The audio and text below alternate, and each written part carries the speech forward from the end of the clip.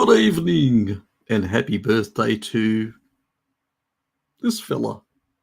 How are you? I decided to go earlier. Why not? Surprise yous. Anyone out there? I noticed there are 3 people waiting. Some people are coming on. 2. You've probably gone away for coffees. Oh, it's 10 o'clock. I better rush. Get a drink or something. It's probably what you've gone and done.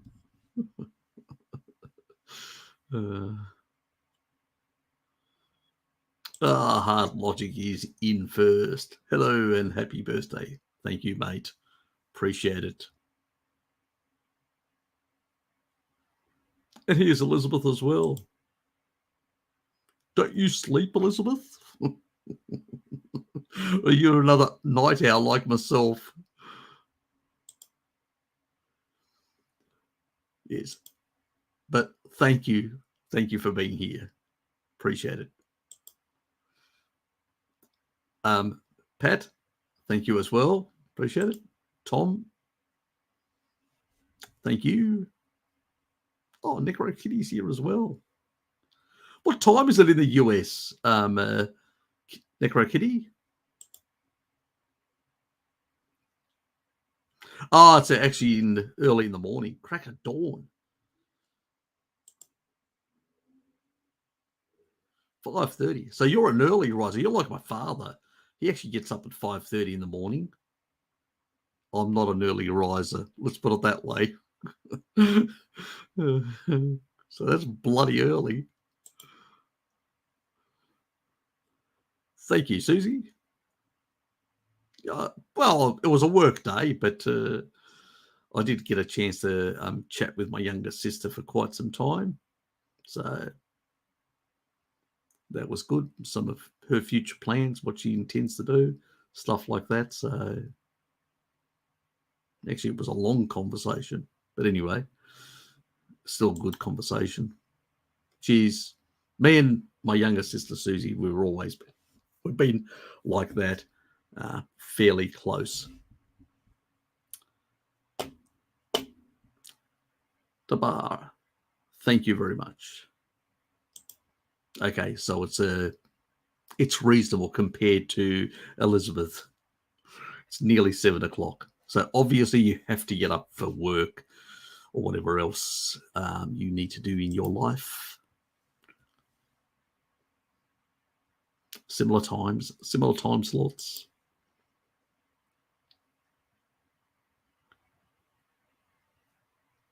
Okay. Get some melatonin, girl. Get some light, get some melatonin. Anyway, it's about to make my work day that much bearable. Oh, thank you, mate. Same here, Pat. Oh, the time slot. Los Dragonflies. Thank you. Appreciate it. Must be early where you are as well. Like Elizabeth. Crack of dawn. I actually pigged out on biltong today, actually. So I had some chops. I had about a couple of chops at four large lamb chops later in the afternoon at work. But earlier than that, as a snack at midday, after I got back from my walk at lunchtime, I had some yogurt later on, just before I had my lamb. But at midday, I just didn't go through one packet. I went through 2 packets of biltong. So let's say I overdid it. Well, we're celebrating. So I usually have one different days, but let's say I overindulged. Looky. Yes, it's my birthday, mate, today. The 14th of September. Yes.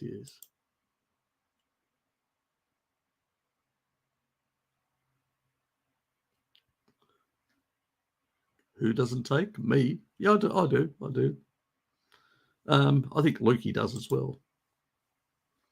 More of a biohack, if anything else. So, but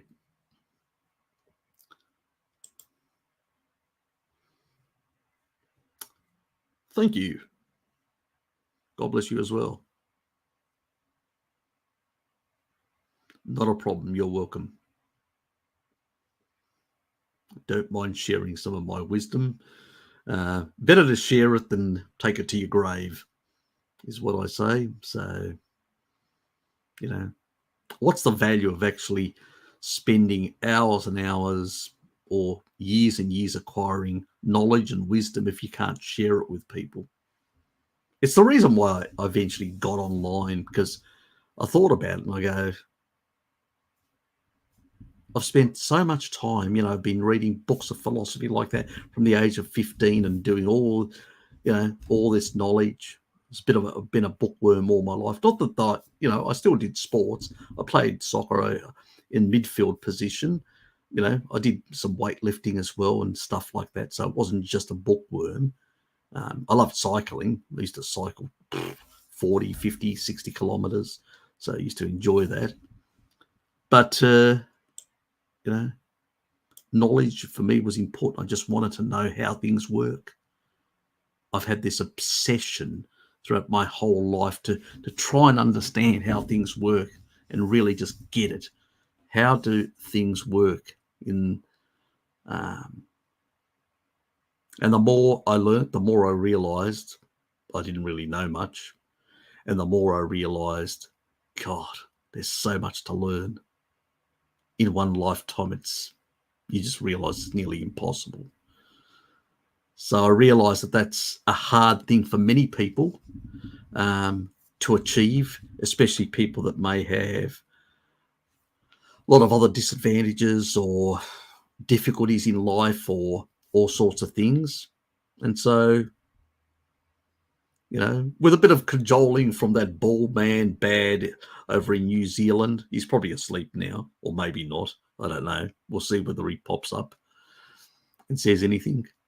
But he sort of twisted my arm and sort of encouraged me to, get online and share my knowledge and wisdom. So if you're gonna thank anyone for my channel existing, it's probably Bart K. So, and also for him motivating me, I have to say thank you, Bart. I appreciate it. It's probably the best thing an online friend could have done for me and for the community as well. And here's Jonathan as well. You're late. I thought you're British, prompt and on time. I did go early, not 10. I tried to surprise everyone. Jenny, thank you. Oh, thank you. Appreciate it, Susie. You got my younger sister's name. She's Susie as well. Yours on the 10th.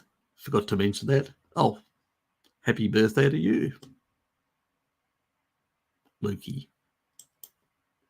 Let's everybody wish Lukey a happy birthday, because his was about 4 days ago. Didn't say anything, and we had a live stream.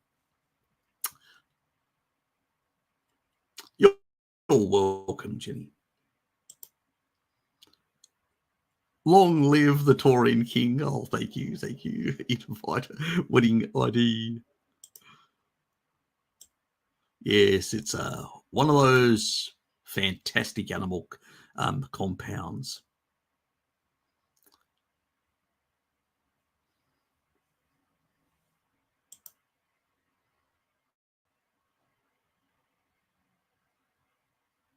Taurine takes you.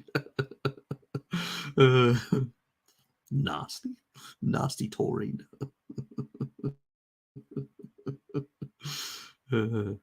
Probably tickles my funny bone as well. Ness Ray, Oh, thank you, mate. Ah, yes. What is it? The sort of may you live long and prosper. Oh, God. Uh, Rick, thanks, mate. Jana, thank you. Thank you very much. At least 120. Oh, that's the bare minimum, my dear. Bare minimum. I hope to get beyond that point, hopefully. Kicking and screaming. Billy the Kid, thank you, thank you. Tonya Polakari, ne se pada yeros, como yelastos. So it basically says, may you have many years, Harry. Um, to be strong, but always, and with a smile on my face. You know, me razite galliso diathese, and to sort of share my good sort of intentions or whatever. Yet in anthropiaso me olos, my humanity with all. Fronia pola, many years. We have that saying. We say it along a lot of the thing. Fronia pola, we sort of wish people a lot of many years. Yet yorti to stavro simera to orthodoxia, which is the day for the cross, which is today for orthodoxy. Yes. Fronia pola pieces. Yes, yes, nimera. Jonathan. Ah, yes. Yes, yes, we love that. We love those special hearts of love.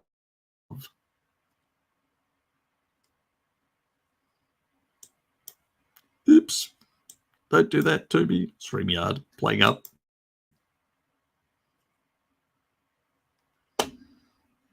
Yes, yes, we should thank him. He was the one that pestered me to start a channel. I used to do a lot of stuff on his, just turn up and do things like on his live streams. This is in his early days. Most of that is on the Odyssey platform, and I used to do a whole lot of other videos. Sometimes he'd contact me with a quick email. He said, we have to basically attack, what was it? One was on Gonji berries. It's stuffed up on methylation, and he just completely and utterly. So he wanted me to basically explain it in layman's terms, where he made mistakes in terms of methylation. So I sort of got on and did that little part. I remember that. That was a sort of like last minute thing. What? So, yes. So he dragged me back and forward, and cajoled me and pushed me and said, "You gotta do it. You gotta get a channel going." So yes, we should thank him. So he was the key pusher and motivator.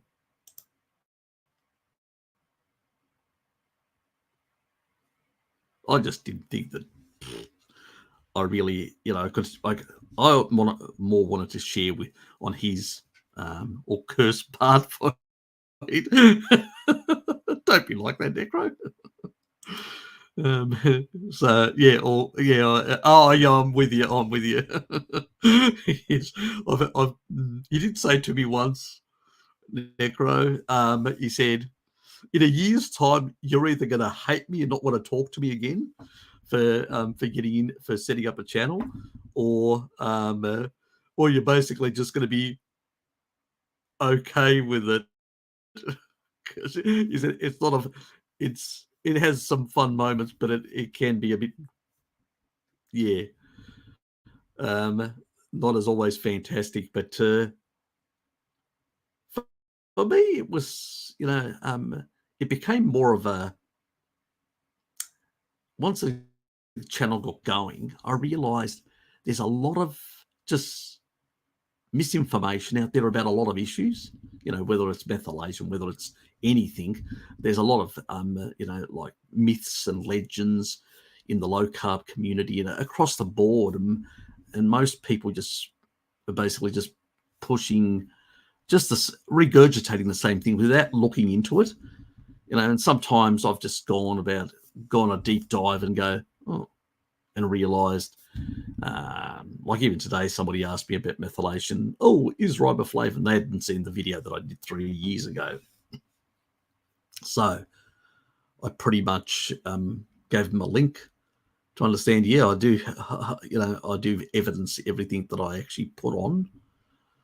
And there is a basis for what I say. I can actually back up everything I say in that regard. And also for myself, I just want to know.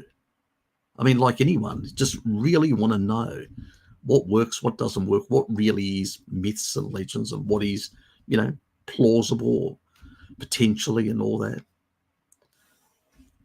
Unfortunately, most people are more interested in following you could say, the herd, not stepping out, being good global citizens, something that I don't give a flying toss about. For me, it's all about, either you are interested in knowledge or understanding how things work, or you're wasting your time, basically. And you're deluding yourself. You're lying to yourself, but, which a lot of people, I don't know how they do it, but they do. That was Nobed Man 777. Thank you for being here. It is to celebrate my birthday. Couldn't miss this. Thanks, mate. I'm old and don't have birthdays anymore. Oh, is that what happens? So after 60, that's my last. I just do a 60th. Actually, the old man's going to have his 90th in about a year and a half. So we'll be celebrating. Well, actually, less than that. A year and 4 months from now. So, yeah. 1 1/3 years to go for him until he hits his 90th. So, me, 3 more years to 60. The big 60. KL, a bit unclear. Is it Roy or Harry's birthday? Don't tell him anything, whatever you do. He doesn't know about it. I've taken over.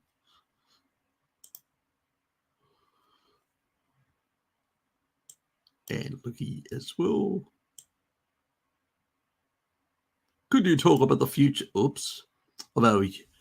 your YouTube channel and goals?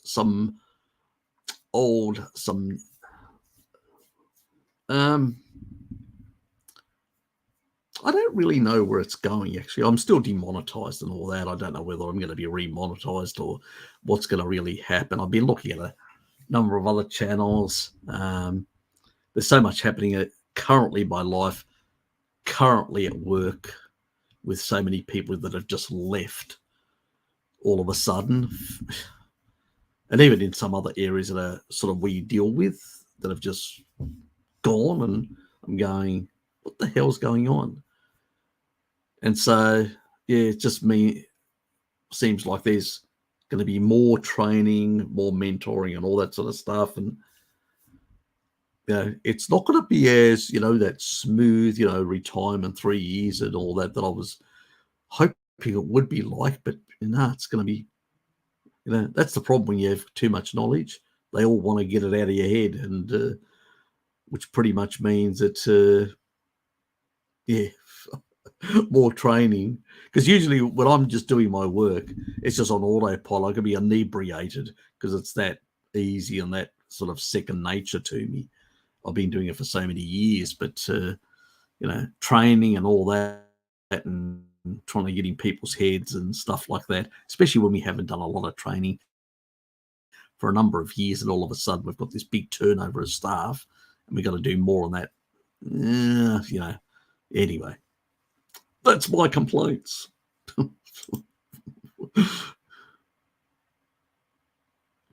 Oops. Anika, thank you. And I suspect that is in Bulgarian. Thank you very much. Thanks also to Harry, as Bart inspires you and you inspire me to study uh, what I'm studying and do not follow nonsense but the truth. Well, let's just be clear about this. What my understanding of the research is, in my personal opinion, it's the best understanding that we have currently from the archaeological evidence, the N15 data, and from a number of mechanistic studies, some randomized control studies that indicate that the more animal foods that are in a diet and certain compounds, animal compounds, seem to basically facilitate better health outcomes and better long lifespans and stuff like that, as long as those studies are not confounded. And that's what we're actually presenting, me, Bart, and looking at the sort of statistical shenanigans, the adjustments that people do, or whether they will take a meta-analysis and pretty much ignore some high quality studies and include a lot of crap in the meta-analysis in order to push a narrative. It's a bit like the one that young bloke Ian tried to push about endotoxins due to lipopolysaccharides and due to the different fatty acids. But all the other studies were just really poor quality stuff, no control, no nothing. And there was only one good study, and that was the one that I knocked him over the head with, because it actually showed the complete inverse relationship. And for something to be causal, it must always associate. So under those sort of circumstances, you ignore the meta-analysis and take the best quality data, which is within that meta-analysis, and ignore the rest. And that's how a proper scientist should look and review the data, because even the actual system of rating what should go into a meta-analysis or not is quite clear. You should not include these lower quality pieces of paper in meta-analysis, because it's just garbage in, garbage out. You should use the highest quality and best controlled research. And when you ignore that sort of research, then really you're just fabricating, you're pushing an agenda. And that was what that research was doing, was ignoring. And I was surprised that they even included one high quality study that actually showed the inverse relationship. I think they put it in there so nobody, if they looked at their meta-analysis, they wouldn't say, oh, they didn't include some high quality stuff. Because most people won't go in and check all the studies that are associated with a meta-analysis. Me and Bart do, because that's how we catch these people out. So Bart does more of that, because that's the thing that he loves doing. Just exposing the charlatans out there, and there are plenty. For me, because I've had a health issue with my heart and all that, my motivation is different, is more to basically provide health information to people and how to solve their problems. So that's mine. While I do some polemics, I've done on the, Dr. Gregor with the actual homocysteine stuff. If you haven't seen that, that is quite funny. It's quite humorous. It's a bit of, slightly over an hour, but it's probably one of my most favorite videos that I actually have ever done. And it's quite a lot of humor and really pulls apart a lot of their arguments in terms of these issues that a lot of people talk about and pretty much ignore. So anyway, I wouldn't go that far. I'm looking, but where's my check?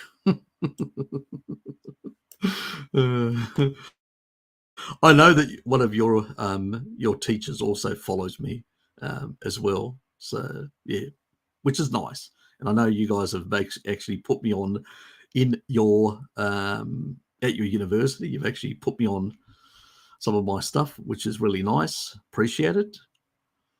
That I'm getting a bit of exposure in Mexican academia. Norman, thank you, mate.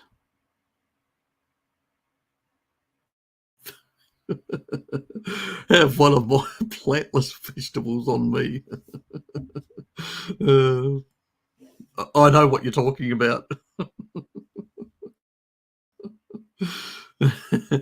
Yes, yes, yes. I think I I was going to basically go and get a 4 pack of ciders with 8% proof, and then I said, nah, I'm not going to do it. So I usually do it rarely. I do it sometimes at barbecues or at get-togethers. But last year I did it on my birthday, but this year I said, nah, I'm not doing it. So I gave it a miss. So that was a sort of a major, nah, I don't need it.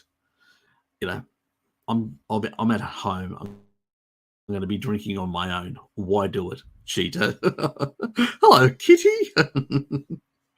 Yes, yes. I didn't buy any. See, I'm a good boy. Good, Harry. Good boy.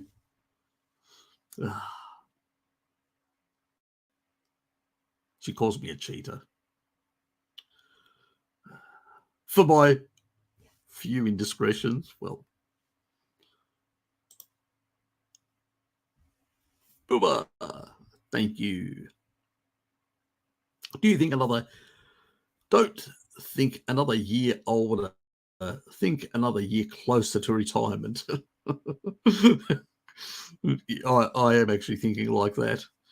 I think I'm actually getting younger, so stay out of temptation. Uh, God, g'day, Scotty. Thanks, mate. And Deborah, thank you. Annie, thank you very much. Tero, thanks, mate. I'm glad you listened to Bart, Harry. Thanks, NC7. No, he's a good bloke. I've got a lot of time for Bart. I think he's one of the most intelligent men that I've come across. And I like that he's actually, I've learned a lot of discipline from Bart. And I think we all have. He's a very disciplined scientist, and he's very careful with his words, the way he uses those things. And he's also taught me a bit of discipline as well in the way I look. So my very early videos, in some areas where there may have been a bit of speculation, even though I had strong evidence, I should have been much clearer about that. And he was right to mention on occasions privately.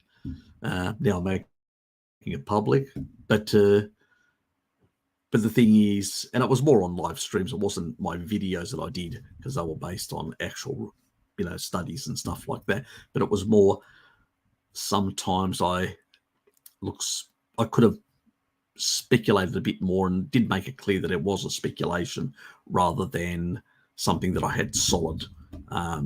So which is the right thing to do. If you veering a bit, it's good to have somebody who's got a very strong discipline in science and reminds you, oops, you're drifting.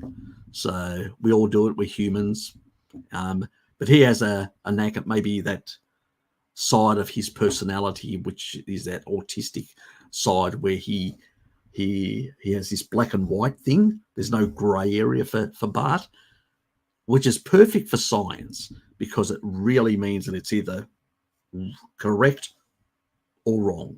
There's no in between BS, so to speak. So I've learnt a lot about how to discipline myself in that regard. So yeah, I do appreciate his knowledge, and I do appreciate his company as well. Sometimes we will have some private Zoom session or whatever, but yeah, he's good value for our community, and I think underappreciated within our community. Well, even myself, slightly underappreciated, but he definitely underappreciated. There's a lot of people out there in our community which aren't top notch. They may be doctors, they may be researchers or whatever, but they are not top notch in that regard. He's a real disciplined, top notch scientist, and I don't think he gets that recognition. So, yes, hopefully things will be better for him in the future as well. And myself.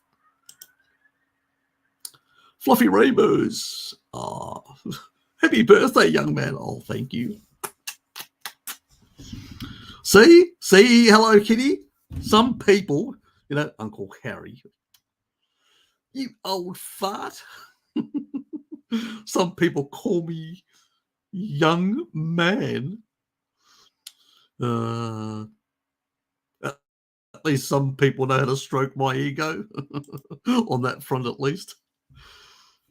Everyone should know the answer to the fundamental question: what should I eat?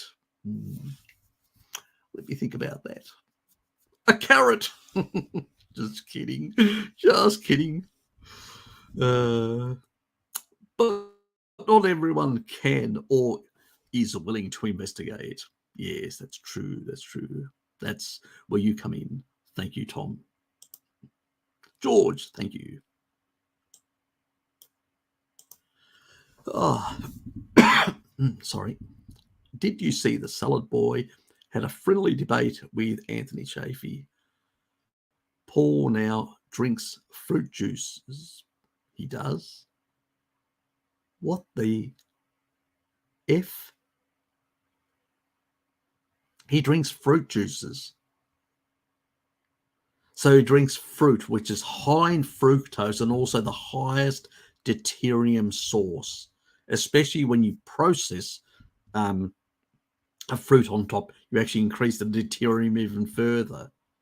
So he's got something that actually interferes with proper, fructose, proper mitochondrial function. And then on top of that, he's adding more deuterium. Wonderful. How ignorant these people can be. Ridiculous. But I'm not surprised. I'm not surprised. These people have got no idea what they're doing.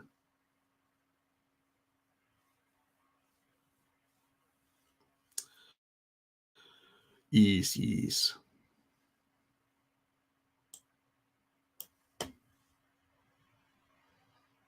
You need to learn something. I saw you retract this, but you can't retract on at this end.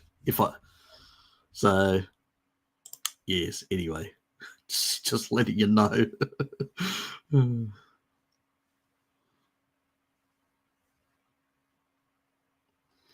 Well, the sun helps with lowering your deuterium.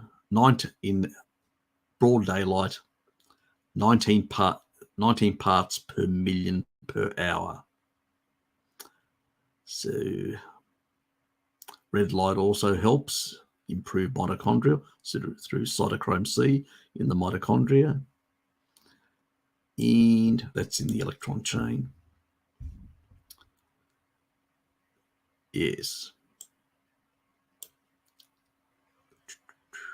And that is basically the redox potential, the moving between the complex 3 and 4 moving electrons. Just so those pumps work a bit faster, pulling in those protons into the inner mitochondrial membrane to increase the potential, the proton gradient. And that proton gradient means more protons in there more can flow through the ATPase, which is complex 5, and the thing that actually produces ATP.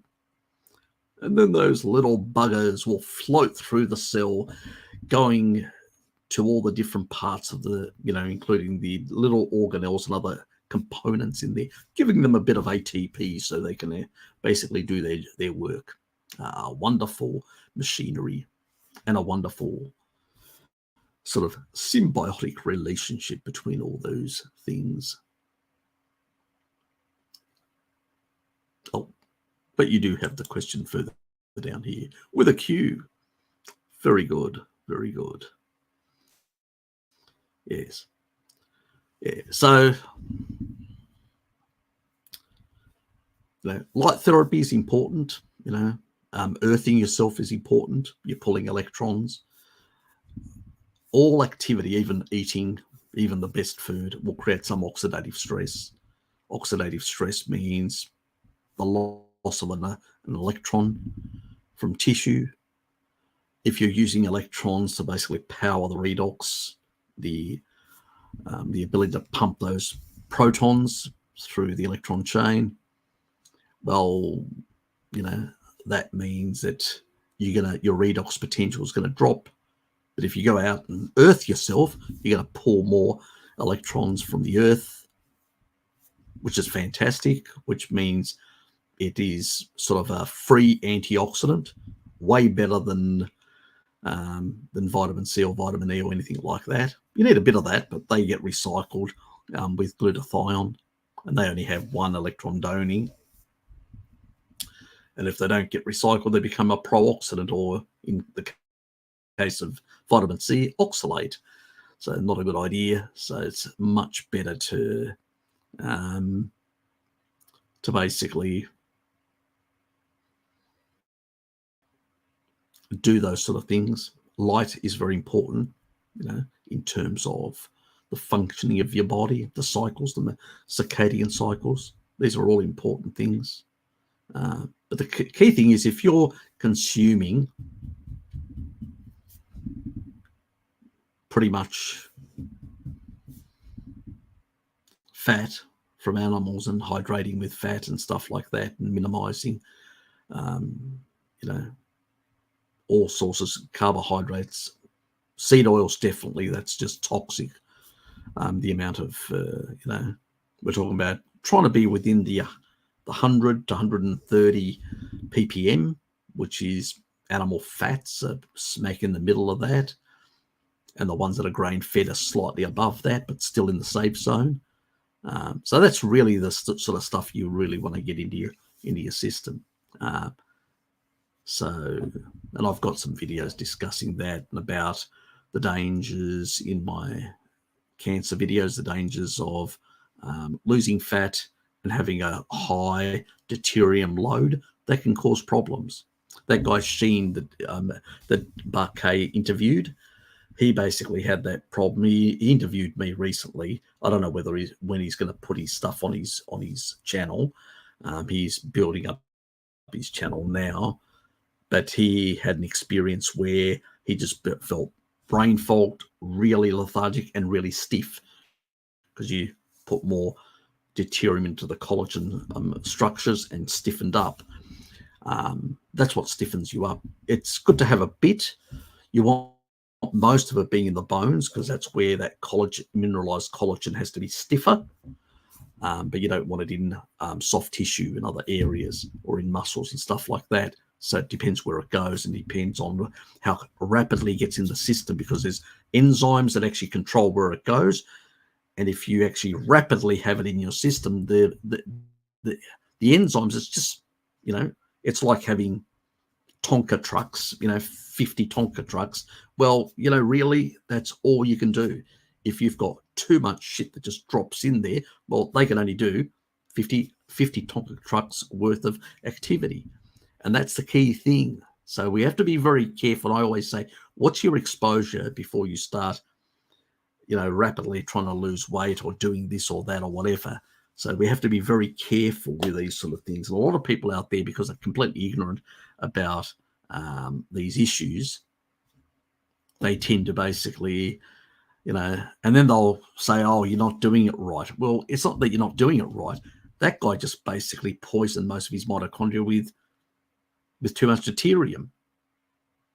Did you actually, when you were talking to this person, did you actually explain to them they may have had a higher load if they had a higher exposure? And most of the people now do.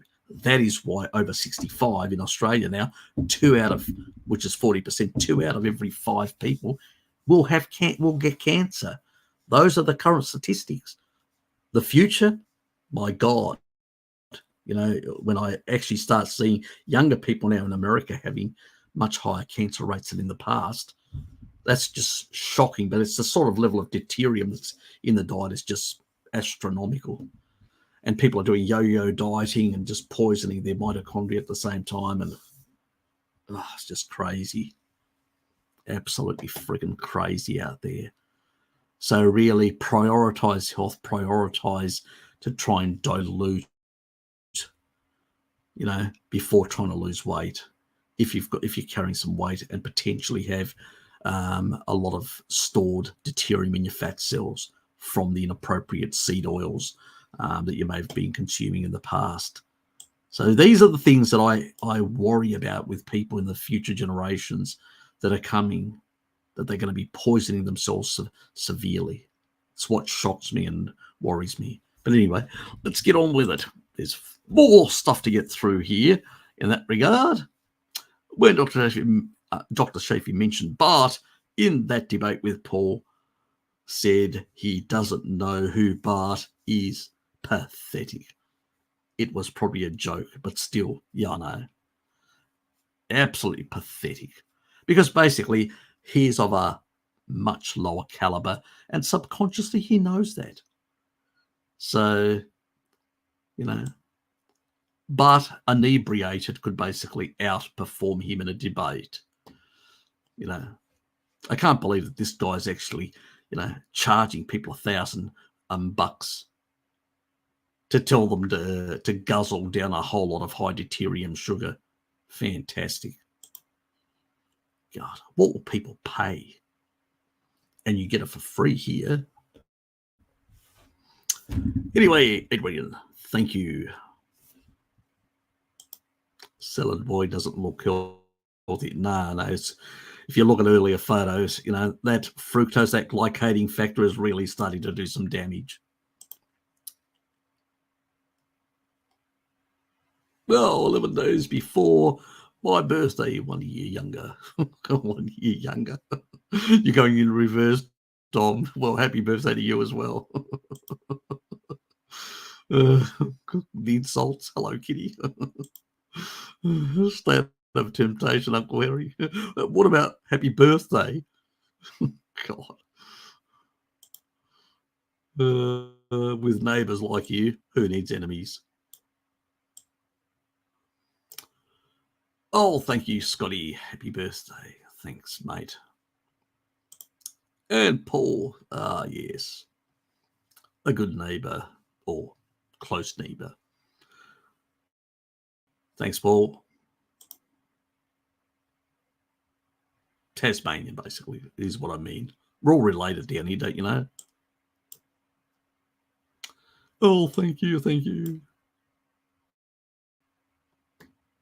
You're off to bed. You're gone. Oh, yeah, it is your bedtime, isn't it? Week.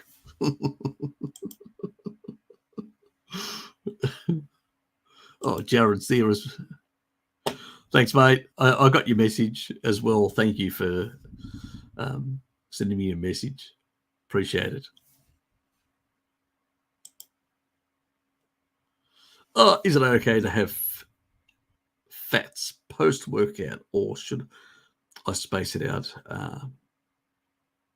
by a few hours to maximize the insulin spike? If you have enough protein, you'll get an insulin spike. I eat my fat with my, because it aids with the digestion. So you want to actually be eating fat together with the protein and all that. So, yeah,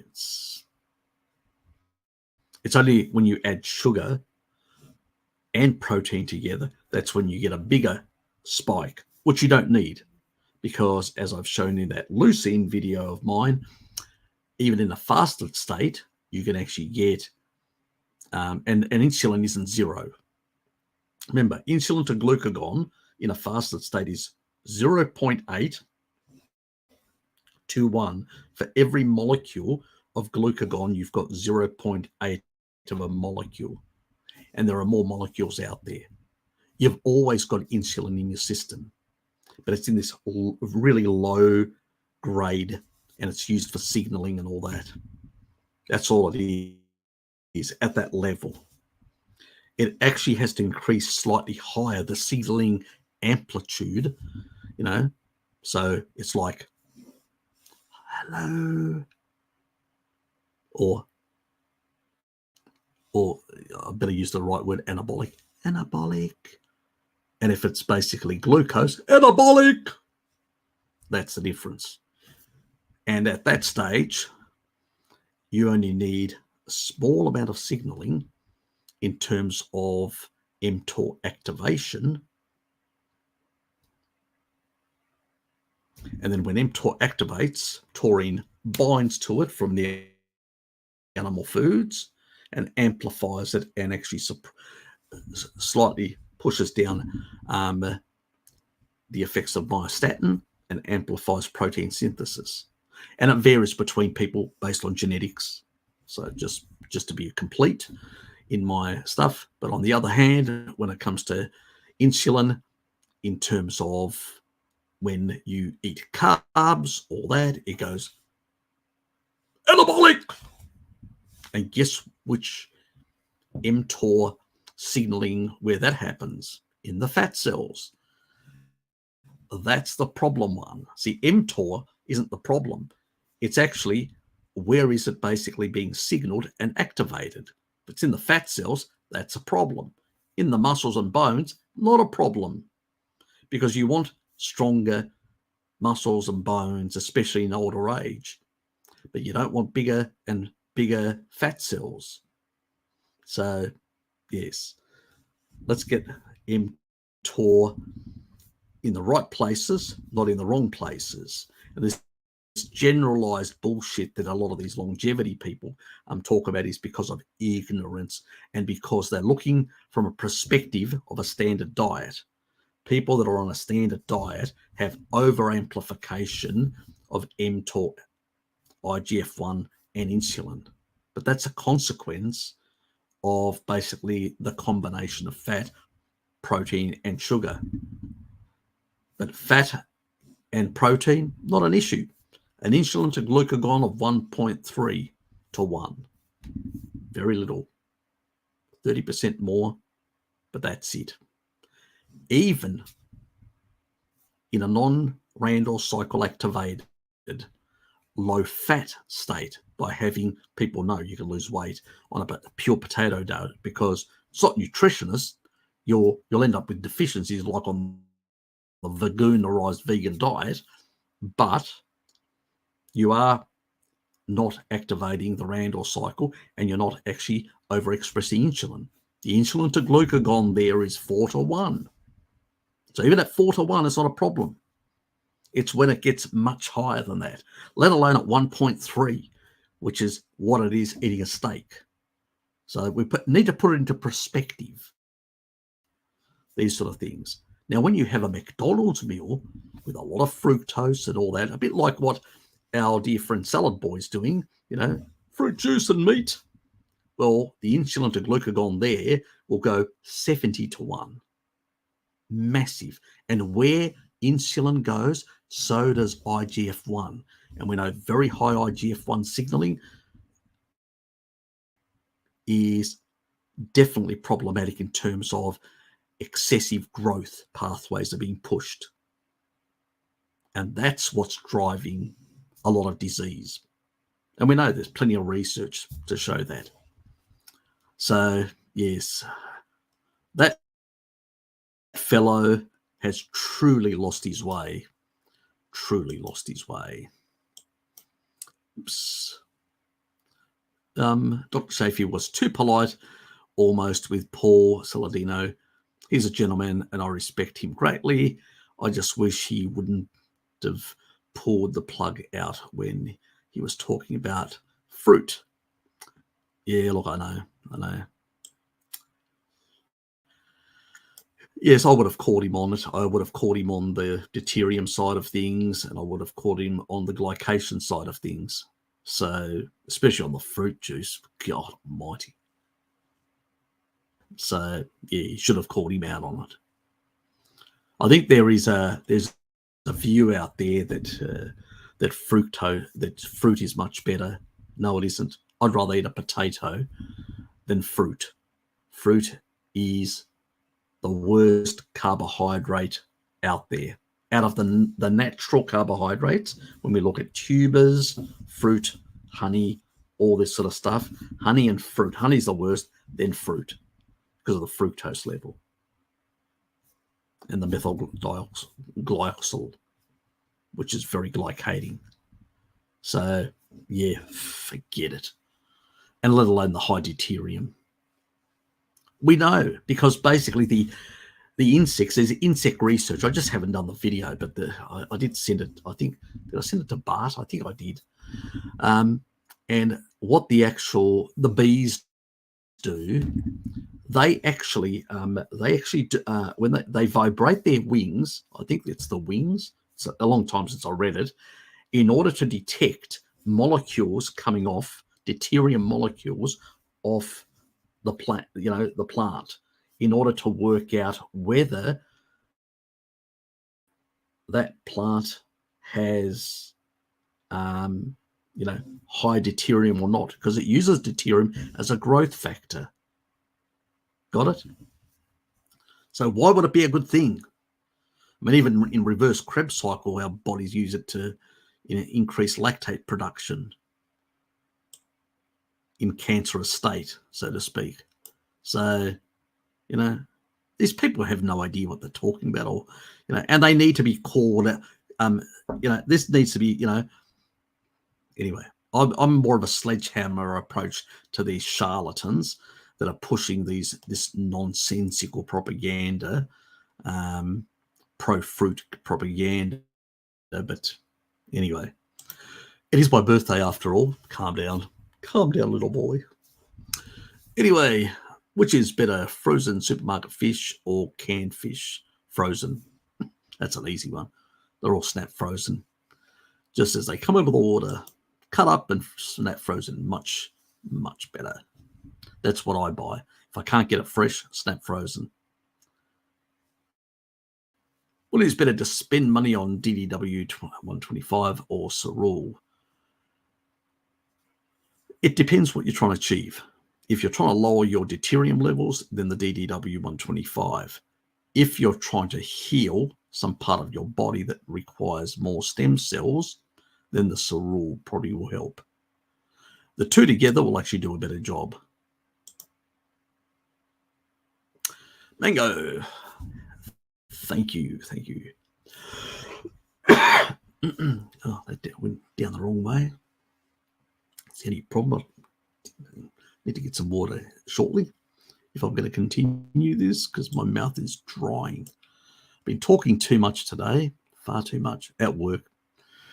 People calling me and all that, as you can understand. So it's been a long day. Let's put it that way. John, thanks, mate. God, it must be early where you are, John.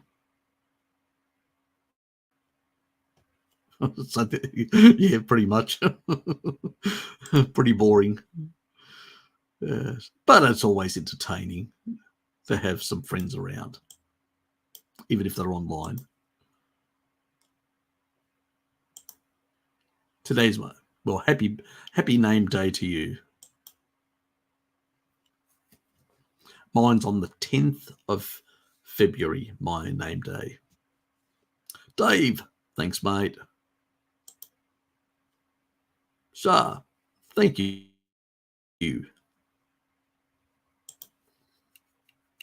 Jared, thank you very much, mate. and any. I am 2 months in carnival, develop persistent dizziness and episodes of fatigue. I eat enough food. I don't drink much water, and just salt to taste. No luck with electrolyte mix.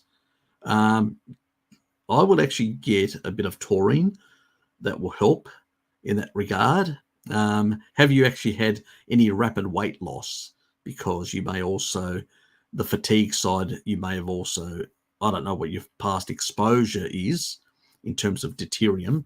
And tonight's probably not on a live stream of this sort, probably not the best thing. Just send me an email giving me a really background history on everything, medications if you're on, a whole lot, what supplements you're taking, um, you know, and some history of, the sort of episodes, what you've been feeling, when, which part of the day, if that, so provide me with some details, and then I can basically just reply back to you and explain what is most likely, because it can be a number of things that can actually cause these things, and there may be environmental exposures. I also like to ask people, have they changed their work or home environment recently? And is this associated with those changes? Because they may be exposed to either chemicals, mold, all sorts of things. These things can actually create oxalates, mold in particular, and also create some disturbances in the body. So there's a lot of things, can be complicated to sort of narrow down on a live stream. A simple question like, what do you think of this supplement? Or what do you think about what this person said? Or stuff like that is easy to answer. Diagnosing somebody online like that, just not possible on a live stream, Annie. So drop me an email. If you go to the About tab on my channel, you can actually find my email there. It's panos@protonmail.com.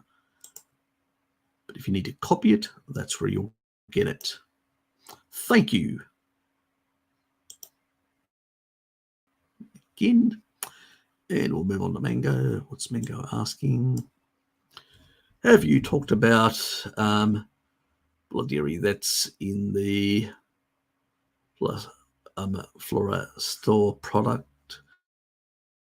Would it be good to complement? Ruteri is trying to correct my gut. People suggest it after C. diff, which I had 2 years ago. Ruteri actually works. Boligardi is useful. I think there's only one strain, but I can't remember the exact number, which one it is. There's a specific number. It's a bit like, with Ruteri, which is the DSM 19 or 17. I can't even remember now. 17, I think it's 19728. I think I may be wrong. So the specific, you've got a family. So you've got a family, which is, Firmicutes, Lactobacillus, and all that. And then you've got, within that family, you've got a specific group, which is, Acidophilus, Ruteri, Rhamnosus, or whatever. And within that, you have strains, and the strains have different, I'll give you an example. Lactobacillus, for instance, certain strains can actually reduce your appetite. 17938. Thanks. That's it. That's it. Thank you for the correction, Hard Logic. Where some Acidophilus will do the complete opposite. So some can suppress your appetite and others can increase your appetite.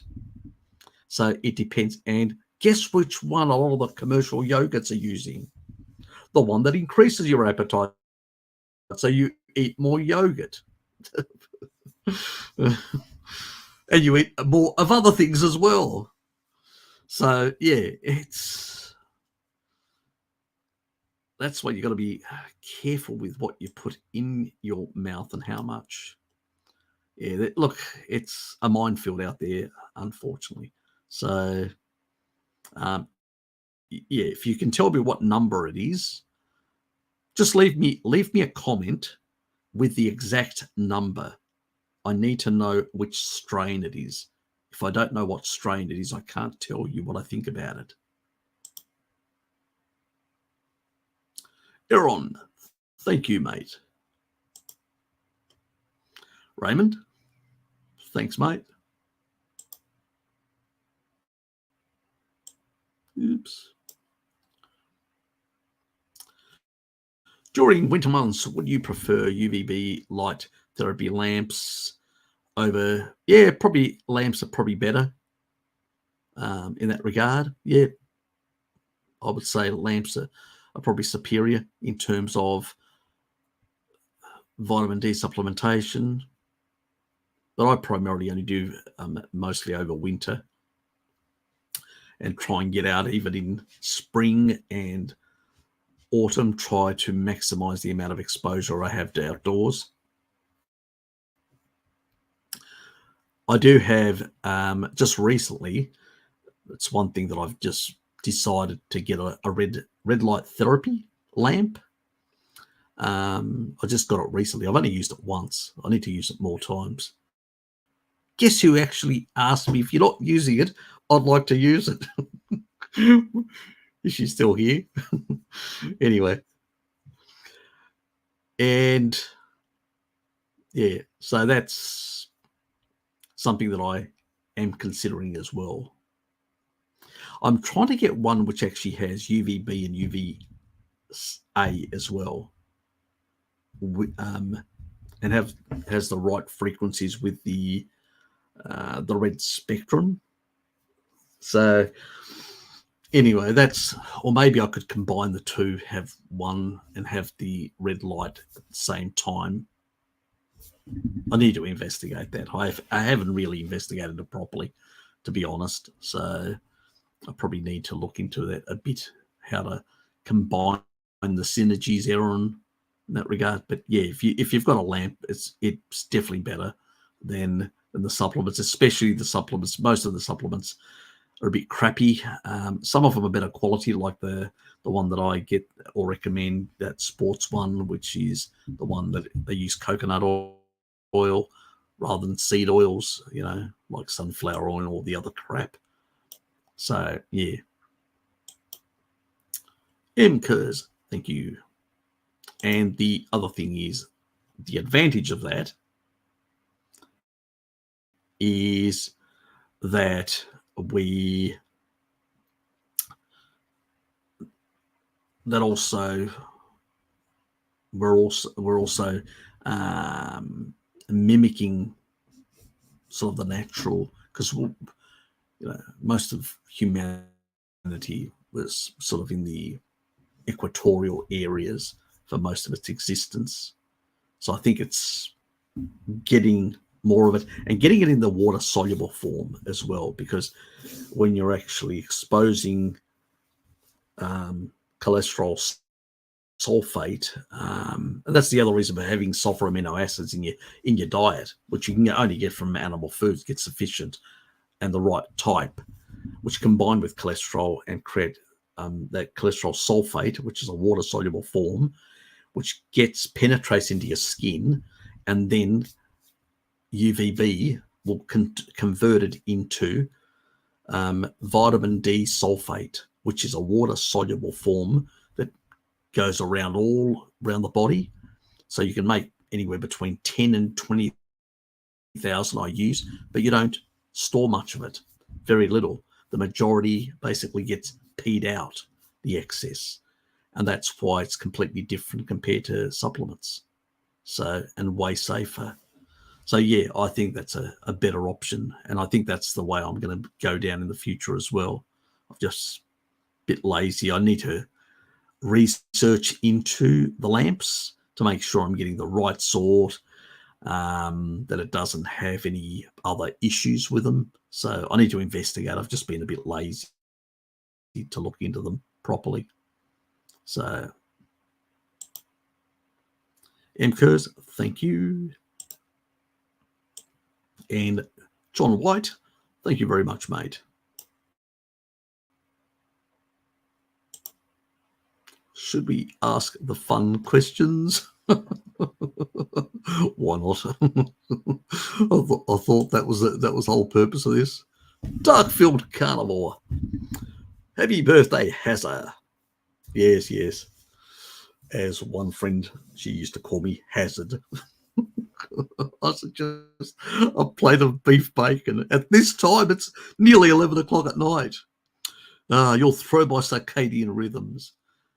Yes, yes. Maybe tomorrow I'll have beef, bacon, or something like that. I actually don't have any, so I'll have to wait until the weekend if I need to go to the farmer's market to get some. Actually, do I have? I probably should check my fridge just in case. I may have forgotten some in there. What do you think about some people saying that that Jabiru being a form of STD now sounds like nonsense? That it was basically a bio weapon that escaped a lab. That's definite. Whether it deliberately or not deliberately escaped, I don't know. I don't trust Eco Health Alliance. Maybe Eco Health Alliance, which is a front that actually works for the CIA, that pretty much may have infiltrated this lab, and potentially because they were providing sources of material, biological material, to them. And why would the CIA front, Eco Health Alliance, be providing to these people is beyond me.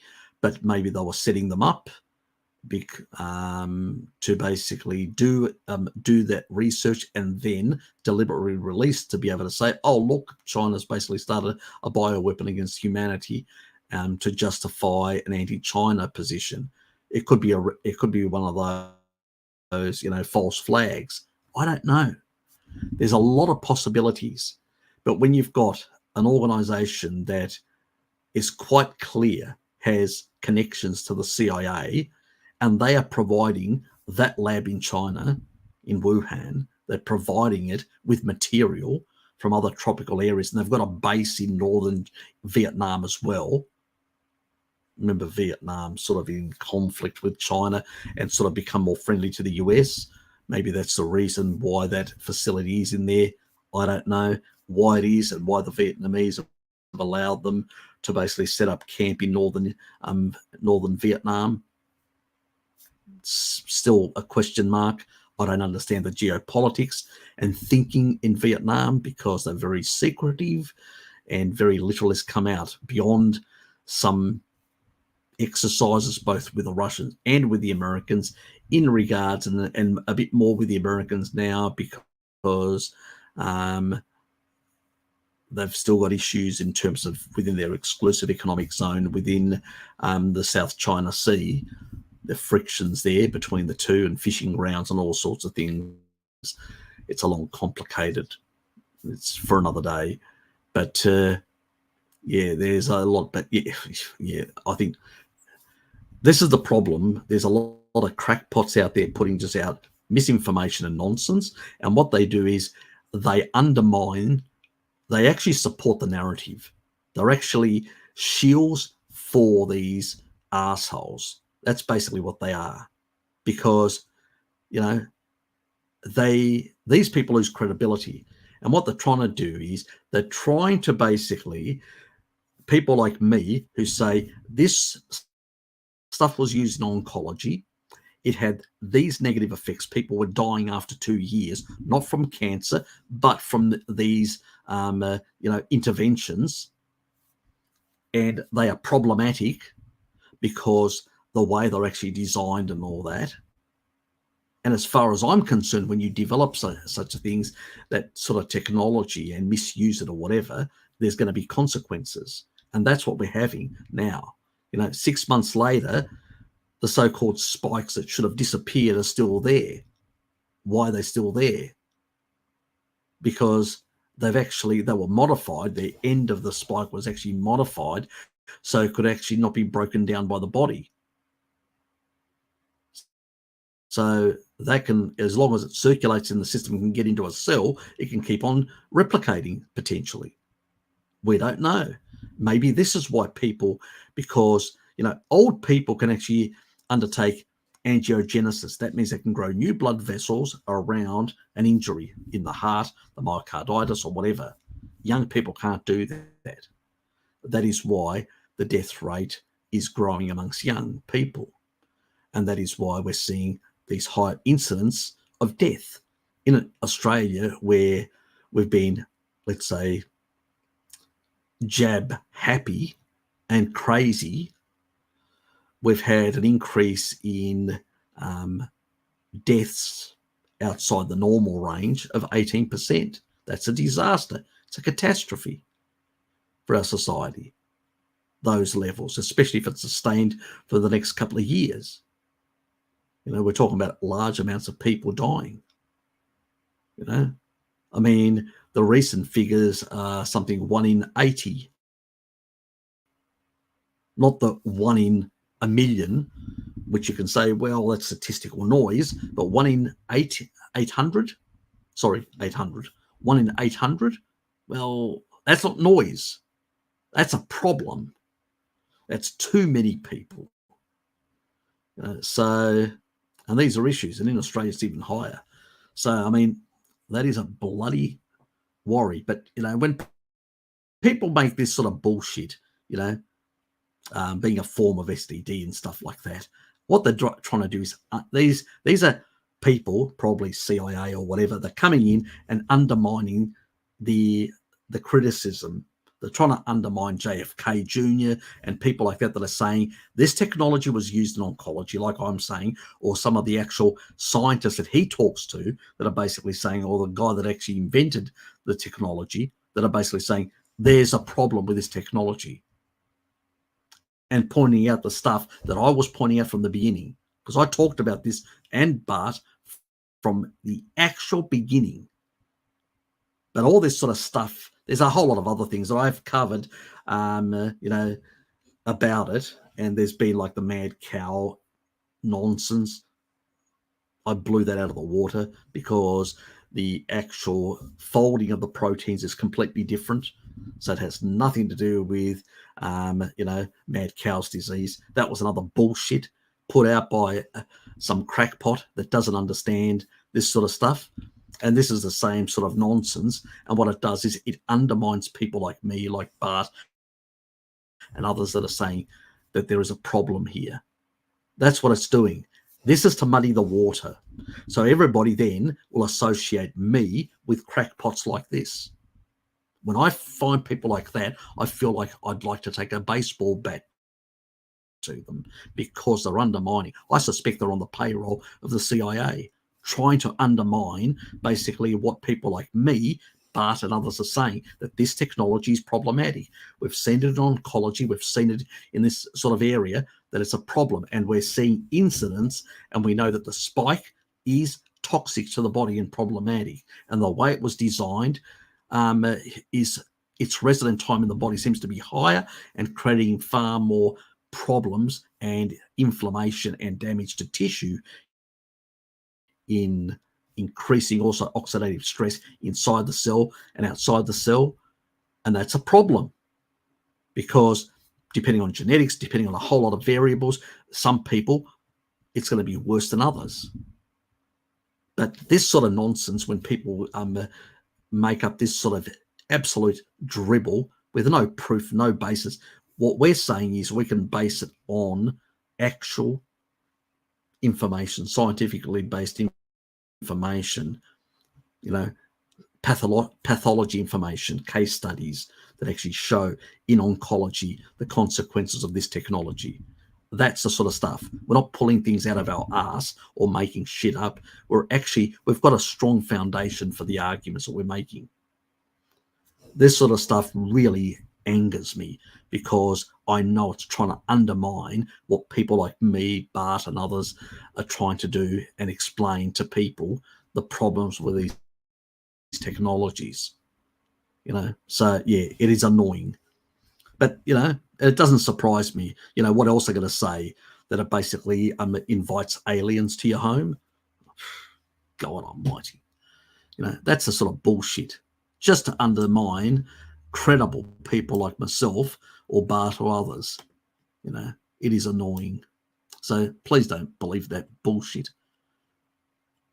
Harry, and sometimes even good people can fall for this nonsense. Just keep that in mind, because some people can be excessively conspiratorial, but without the knowledge, that can be dangerous, So, yes, I don't, there's a lot of reasons not to trust those in power currently, and I've looked at them and pretty much they have an agenda, a depopulation agenda, which they've had for the last 100 years. But now these people who have been schooled in the academia of Fabian socialism and the Malthusian philosophies, and these people actually believe this shit. They've actually said it openly in open forums, like the people that control BlackRock, Vanguard, State Street. These are the biggest funds that control more than 80% of the US stock market. They are pretty much like new feudal lords who control most of the economy. And they are the ones pushing the agenda stuff. They are the ones pushing all this sort of stuff openly, and the transhuman stuff openly. So it's not as if it's a conspiracy. They're actually saying it themselves openly. It's just people are not listening and are making up other nonsense, which is just diluting the whole message and then taking away credibility from people like myself who point this out and say, this is what they're actually saying and this is what they're actually doing. They have a depopulation strategy. They are possibly willing to use bioweapons, whether, you could put a plausible argument that these people have put this sort of thing together. The organizations, the deep state, the deep political state around the State Department and all that have a lot of connections to these people. Victoria Nuland knows these people. She was the one in basically the Ukraine. These are all the people. These are part of the Obama camp. They moved across to Biden. They're in the State Department. They're connected to these very powerful people, and they have a similar agenda. And we know Larry Finn has even met Zelensky, and he was in the Ukraine. This is, the biggest fund in the world, 53 trillion under management, more than double the US economy. So these are the people that are calling the shots, and these are the people that are pushing these agendas. We need to understand it from that point of view. It's not a conspiracy to say that. A conspiracy is something completely different. And a conspiracy isn't a bad thing to point out that there is a conspiracy against, free speech, a conspiracy against these things. That's what that meant. It's been turned on its head as if it's something naughty to say, there is a conspiracy against the legal order, the rule of law. There is a conspiracy. It's being tried to undermine. Look at what's happened in America, The right to bear arms is trying to be overturned. That's a clear violation of the US Constitution. Whether you agree or don't agree with the right to bear arms in other countries, other people may not agree with that. That's a different issue, but it is part of the US Constitution.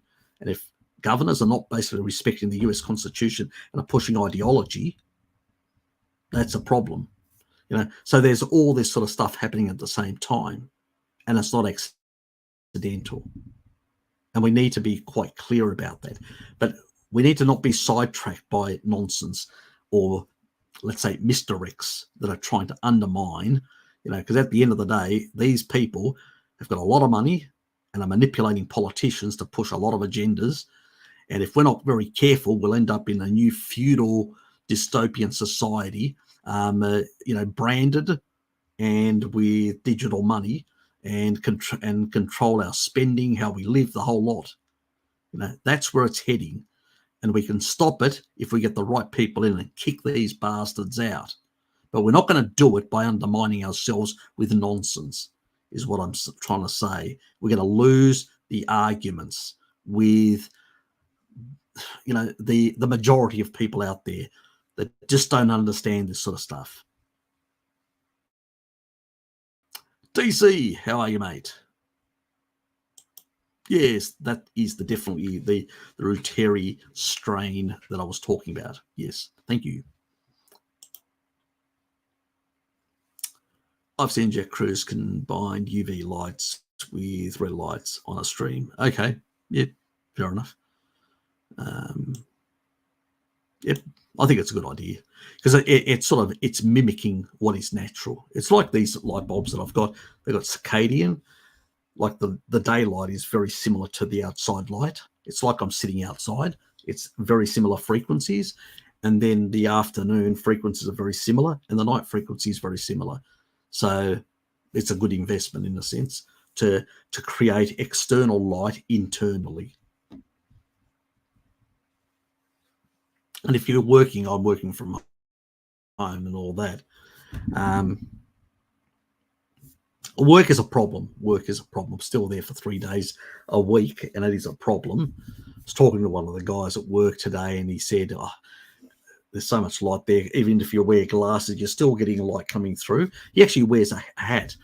I'm actually going to take a hat now, and I'm going to actually be wearing a hat at work while I'm indoors to minimize, so I can wear my blue blocking glasses. I can wear the hat on top so it doesn't come above through here. Because the lighting is just so damn intense and it's problematic. So yeah, got to deal with it. Bloody annoying. Mate, thanks, Richard. Appreciate it.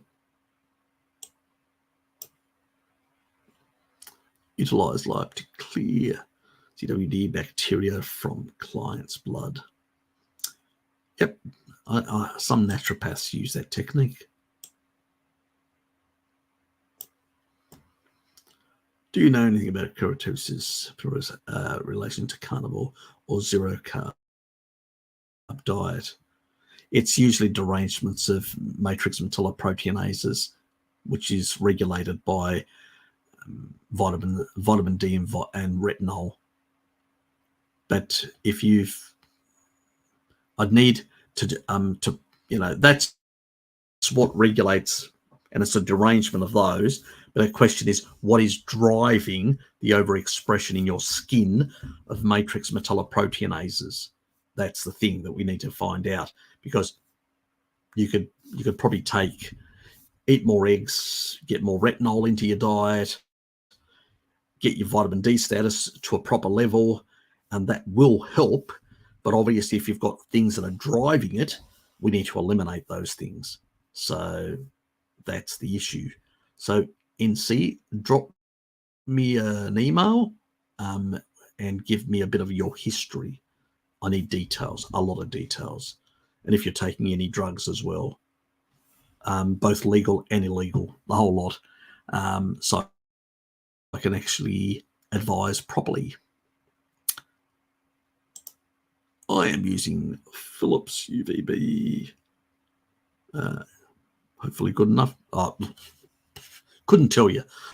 I have not really researched heavily. There are a number of sites that do research a number of brands and stuff like that. Probably Philips is probably going to be a better brand, but I don't know. I'm not going to I don't promote any brands. I just say, well, you've got to look into them. And there are a couple of organizations that actually do look into them. I'll have to investigate it. At some stage when I get a chance to properly investigate, then I'll let people know. But at this stage, yeah, I couldn't help you.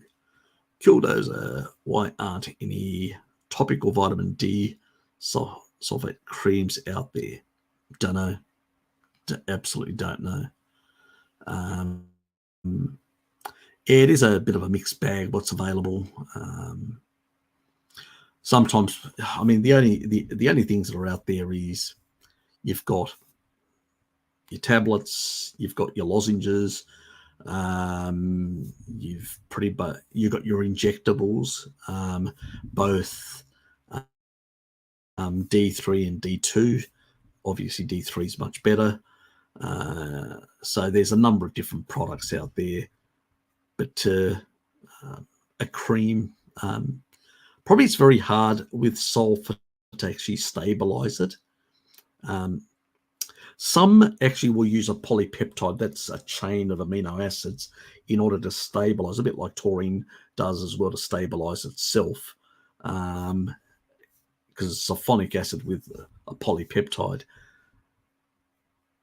So, yeah, you could potentially use a peptide in some combination.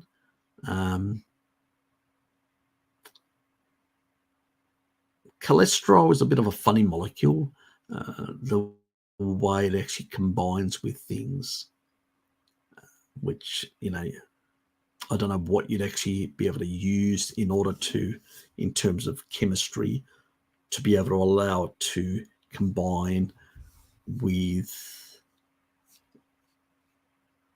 something like that in a supplement cream without it degrading potentially. Yeah, not sure.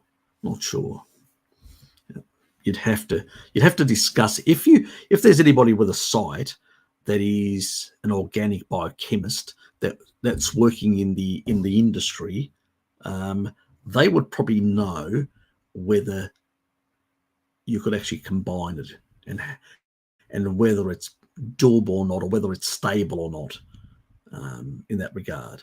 So there may be certain sulfurs that probably can combine. It's probably other things that may need to be put into the cream as well, because the creams do have a lot of other things as well that help to combine things. There's always all sorts of substances, but it's probably best to ask somebody in the actual industry, if you come across a website that actually, somebody that actually is in the industry themselves, that probably could tell you what the difficulties may be, or it could be a cost thing. I don't know, So if the process is too costly, they won't do it because just not enough profits. It's just usually the reason for it, unfortunately. But that's one of the major truths about the industry as a whole.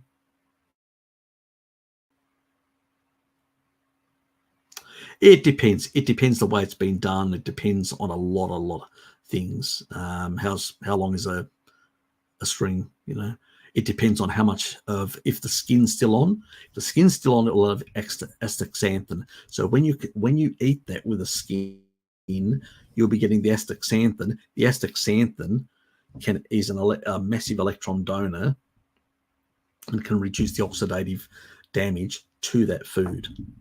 But anything sitting in a can, even in water, in obviously sort of salty water is going to preserve it a bit better, but it's definitely not like I prefer snap frozen, because snap frozen is like, we caught the fish, we cut it up under the ship, we snap froze it. You pretty much, everything's in there, nothing's lost. It's frozen, so it can't degrade at all. So I prefer snap frozen rather than canned, personally. Obviously, when the COVID thing all hit and a lot of us were trying to find things to put somewhere,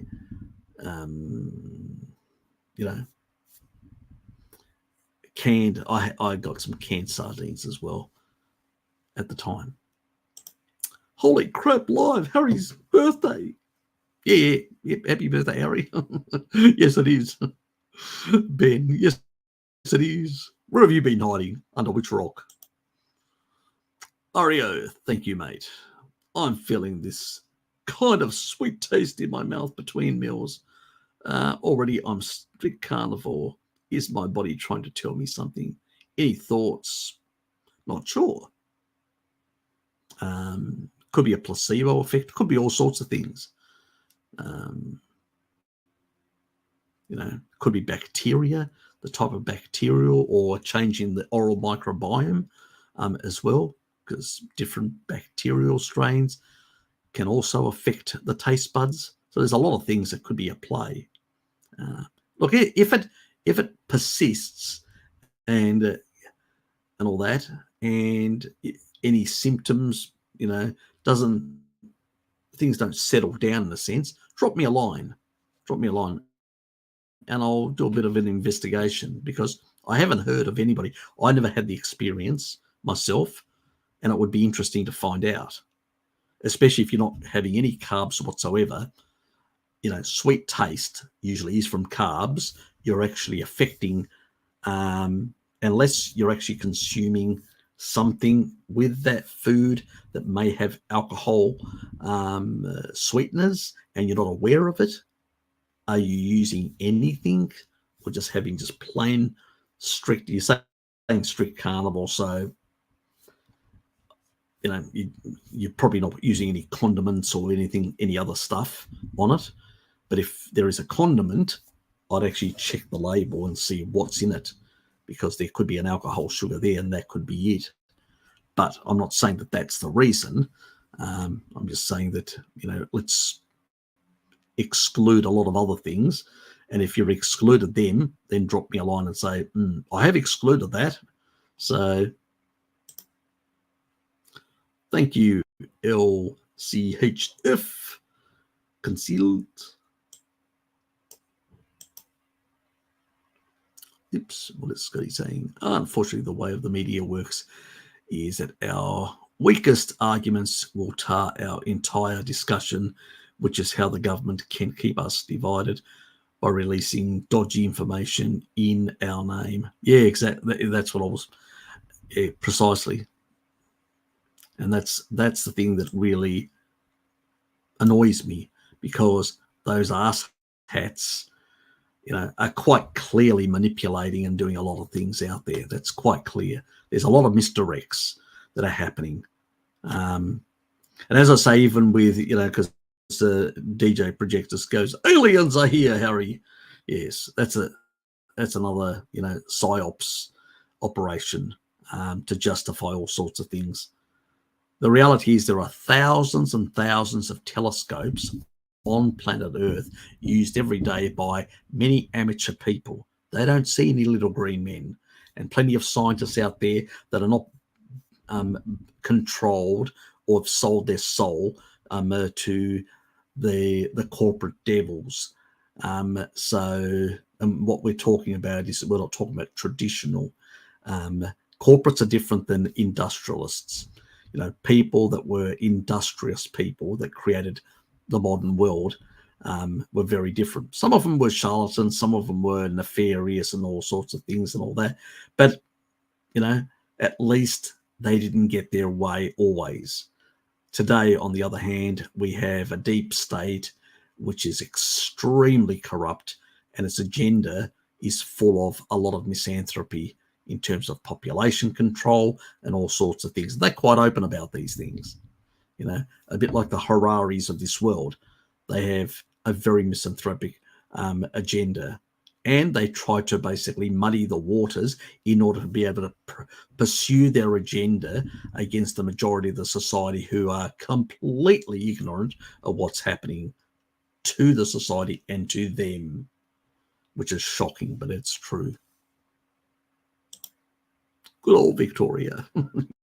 Yes, that state. She's super concerned about the biolabs in, yes, the Victoria Norland. Yes. But also says that nothing to see here. Yeah, exactly. She was up to her armpits in that. She set them up. Okay? Let's not, in that regard. She set them up. And let's say it is believed she's ex-CIA anyway. I mean, these people just, these, They go from one agency to another agency to another agency. They're all just revolving doors. That's all they bloody are. Same people moving between these organizations, manipulating and controlling these organizations. It's the World Bank, the IMF, all that. They're all the same characters, people who are in part of the military industrial complex. All these characters have got common goals, common pursuits to support very powerful interest groups, not the society, and they basically have created this crony society to basically benefit a very small number of ideologues like Bill Gates, like Larry Finn, and people like that have got agendas that they're pursuing, which are very destructive to our societies. But unfortunately, they've got a lot of influence and a lot of power, and we need to basically arrest that power back from these corrupt politicians who are allowing these agendas to be pushed and are legislating for these agendas of these crazies, these Fabian socialist, wealthy lunatics. I think that's why God has had to destroy mankind many times before they get so evil. Hopefully not in my lifetime, Pat. Hopefully not in my lifetime. You can use lux meters apps to measure the intensity of the light on the mobile phones. We found out the lights at work was brighter than even Jules would use. Yeah. Look, it's really bright. But I have used the lux meter, but yeah, I'm aware of that. It's just bloody annoying. I'll just have to start wearing a hat because I don't think they're going to make any changes there. Have you looked at the Delimmune v. Lactobacillus rhamnosus? No, I haven't. It's claimed to be the strain that helps Chernobyl adjacent villagers not dying like others near them acted as their immune system. No, I haven't actually. I'll look into it. Yeah. I've been actually looking in some old research of when it comes to certain types of ways of dealing with a number of pathogens and stuff like that. So there are a number of viruses that can actually infect certain pathogenic bacteria and bring them under control. And they can be targeted specifically just for a specific, like streptococcus or whatever. So and actually, this was before antibiotics were available to the Russians. And at the time, the research that was being done in Georgia, Stalin actually requested that these big vats be produced, and they were providing the Red Army with these sort of viruses to basically deal with a number of pathogenic bacteria, and it's what basically kept the death toll down on the Eastern Front for the Russians. So that's a very interesting sort of research and stuff that's sort of, a lot of it's been forgotten, unfortunately. And currently we live in a time where there is a lot of, because of overuse of antibiotics, we've got a lot of resistance within a lot of pathogenic strains of bacteria, and that's a problem.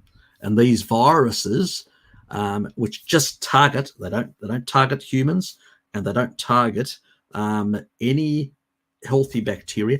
They specifically specialize on certain bacterial strains. So you can get one and grow it, and it will only grow in a batch of, streptococcus, for instance. And then you just harvest those viruses, put them in an injectable thing, inject it into somebody who's got streptococcus infection, bang, gone. Way more effective, no side effects. And these things stay in the system and then go dormant. So next time you're exposed to Streptococcus, they're there to come back and bang again. Maybe that's the reason why it was suppressed, even though it was used by the Red Army in the Second World War. Obviously, because if you can actually make people immune to a lot of these extremely nasty strains, that's billions and billions, if not trillions of dollars of antibiotics that would just basically, that whole industry would just go, got it? So it's not as if we don't have solutions. We've got plenty of solutions.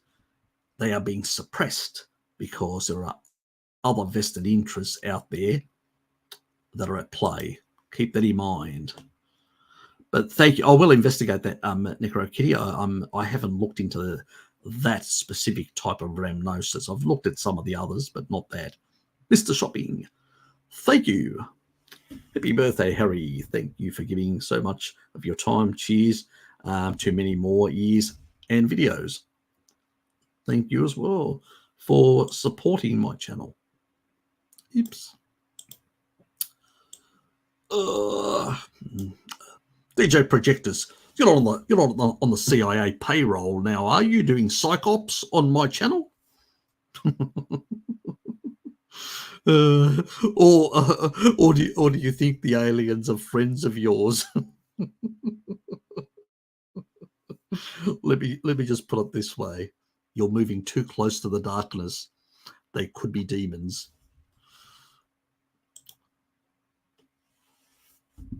Adrian, happy birthday, Harry. Been listening to you for years now. Oh, thank you. Appreciate it. What are your thoughts on the Inuit having the gene mutation that stops them going into ketosis? Any reason for that? I've actually made a video. You should go and check it out. It's a video that I've actually covered this, the reasons why I believe they don't get into ketosis. Has to do with warming themselves up. So increasing brown adipose tissue and eating more fish to get more taurine. Check it out there. I do have a video. So it's not a couple of months ago. It's quite recent. You'll actually see it's got Inuits on it. Check it out. If Scotty doesn't mind throwing it in the actual, if he's still here, I'd appreciate it. But yeah. Oh, thank you, Scotty. Yeah, that one there. Check it out when you get it after the stream's finished, which will be shortly. We're going until 12, which is another 31 minutes to go. And then I'm pulling the plug because I need to get to bed. And I've got work tomorrow as well, Daniel. Harry, birthday. Happy birthday. Mix that up, Harry. I've been using deuterium depleted water, 5 ppm. Why are you using so low? I drink 3/4 distilled water. Okay, you mix it up to half of the low deuterium. Is that a good ratio? What quantities? How many mils of each?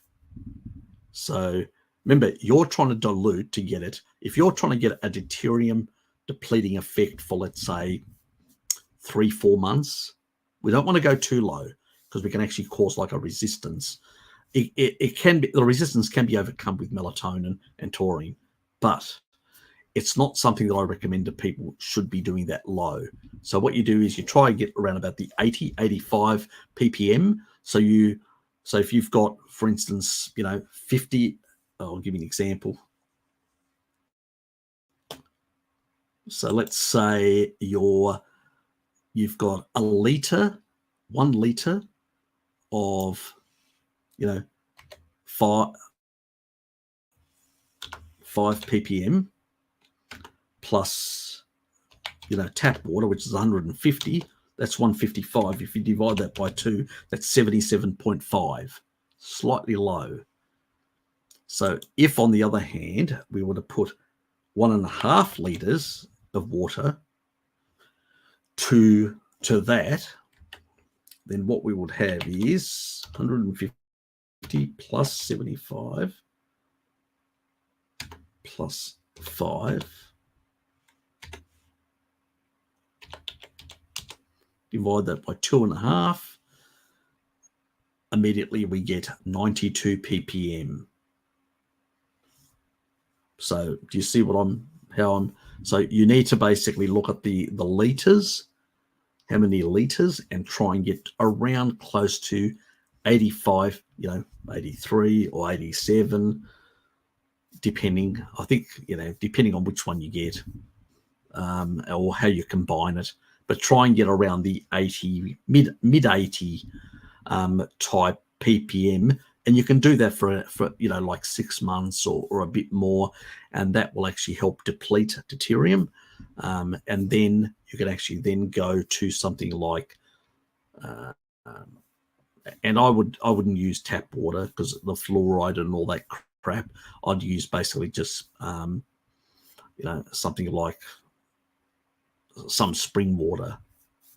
Most spring waters, the cheaper spring waters are going to be around the 148, 47 ppm, around that.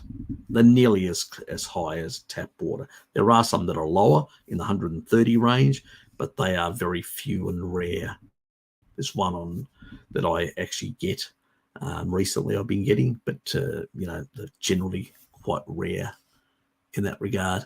But generally speaking, what I'm trying to say is that if you're combining, you need to look at do it in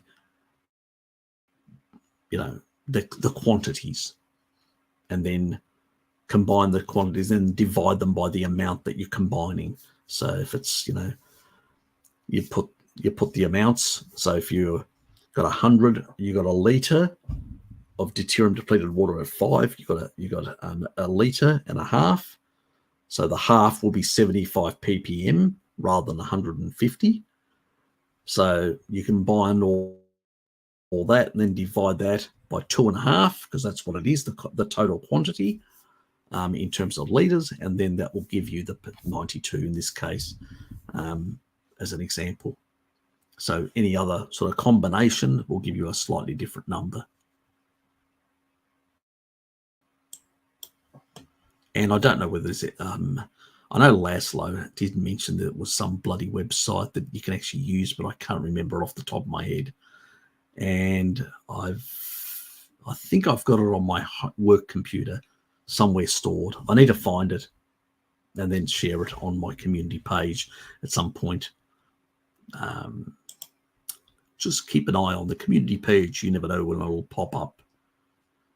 Harry, a close family member has multiple nodes, goiters on their thyroid, yet biopsy to see if cancerous or not. Is there anything particular you think about with the thyroid? I usually say to people that if you've got a thyroid thing, what's your vitamin D status? It's really important. Vitamin D plays a very important role as far as autoimmunity goes. When you get these sort of nodules and stuff like that are actually, you usually have some level of autoimmunity happening. And the thing that really crushes the autoimmunity is vitamin D. You've got to get to the top of the normal range of vitamin D. I know Lukey had that because he had Hashimoto's thyroiditis. He couldn't, he used to go to the gym. He couldn't put any muscle on or anything. Now he's quite muscular. That's all gone. Got onto a carnivore diet. Did a lot of sunbaking, which he still does, and keeps his vitamin D at the top of the normal. He does quite a bit compared to many other people, and that's really helped him. So it's really important, Adrian, that people understand that. Obviously, as you said here, the nutrition is really important. It's things like iodine and selenium. Remember, taking iodine on its own can create problems. Taking selenium on its own, you need both selenium and iodine. Eggs have both, which is a really good combination. But if you're going to be supplementing, you need to basically try and get, at least for this sort of condition, you should be aiming for around approximately 300 micrograms of selenium. You don't want to go over the 500. That can, well, it's unclear, but it is a potential risk. It's the same thing with iodine. As long as you're in that 150 range or somewhere between there, should be fine. And you can, those are the two nutrients. I try to get them primarily from eggs, but that's me. But getting them from other sources is fine as well. But really, the vitamin D is really important, and clearing up the diet, because the diet is also really important. I don't know how much they can go. And then, if it's cancerous, then you're looking at tirium depleted water, you're looking at taurine, you're looking at melatonin, you're looking at fisetin as a senolytic to kill off the cancer cells. You're looking at all those sort of things. That's when you need to go and look at my playlist of the cancer videos. Anyway, consuming no carbs, carnivore for 2 years. At the beginning, the sweat thing didn't happen. It's just weird. Been like this for the last 2 months. Anything else happen in the last 2 months? Did you change homes? Did you change, your work environment? Did you change anything in your lifestyle? Because that seems really like an exposure to something that's creating some sort of, derangement in your, sometimes when you get a metal taste in your mouth because you've been exposed to some chemical, possibly something similar. There are certain types of chemical compounds that could actually create a sweet residue. Do you have an enemy at work? And do you take your food to work? Is your enemy putting something in your food? I mean, I know it's like off left field, but it's a potential. Stop that, taking that food at all. Just buy food, outside for a period of time. See what happens. Does it go away? Then you got a problem at work. So you've got to think outside the box, Mario. There are certain types of low-grade poisons that can actually create a sweet taste. Just keep that in mind. So, I would be basically considering something like that as well. I don't know what your work environment is. I don't know what your family life is like. So I'm just saying that I think you need to basically investigate things a bit more deeper for your own peace of mind.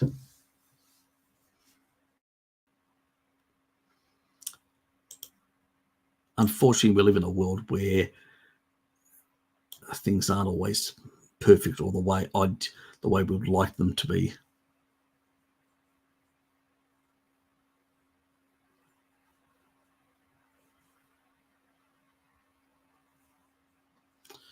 I don't think there's any around, but I could be wrong.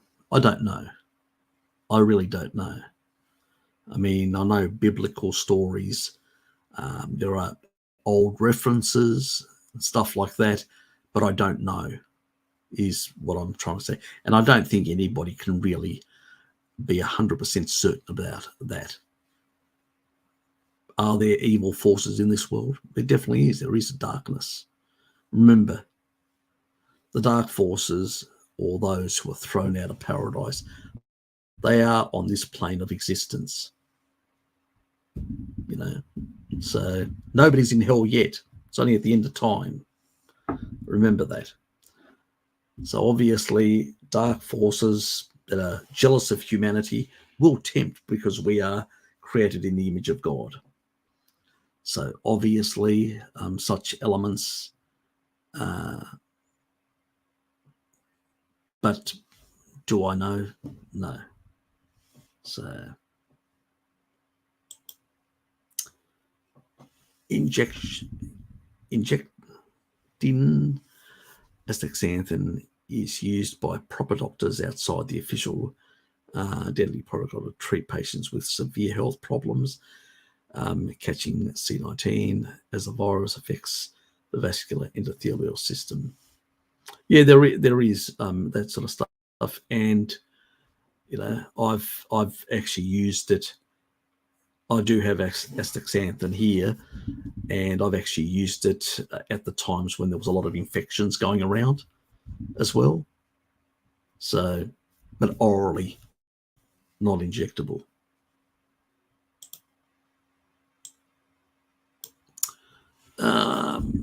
If you wanted to check your risk for atherosclerosis, what tests would you recommend? Also, do you think taking vitamin K2 and taurine from a young age, mid-20s, would be beneficial in preventing CVD? Earthing as well. There's a lot of things that we don't do that we used to do. All activities, all chemical exposure. We don't live in a naturalistic world, so we're exposed to chemistry all the time. Exposed to blue light, non-native EMFs. We're exposed to all sorts of things that are causing different levels of oxidative stress or different levels of derangements through circadian pathways that are inhibiting certain reparative systems in that regard. So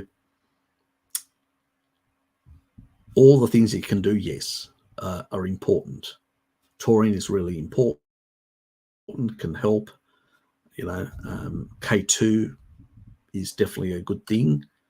Menaquinone 4, but you can actually get in the diet if you eat, if you're eating some dairy in particular, you'll definitely get quite a lot. Eggs, another good source. But if you're actually trying to, if you don't have any calcification, then I wouldn't actually bother with K2 at this stage.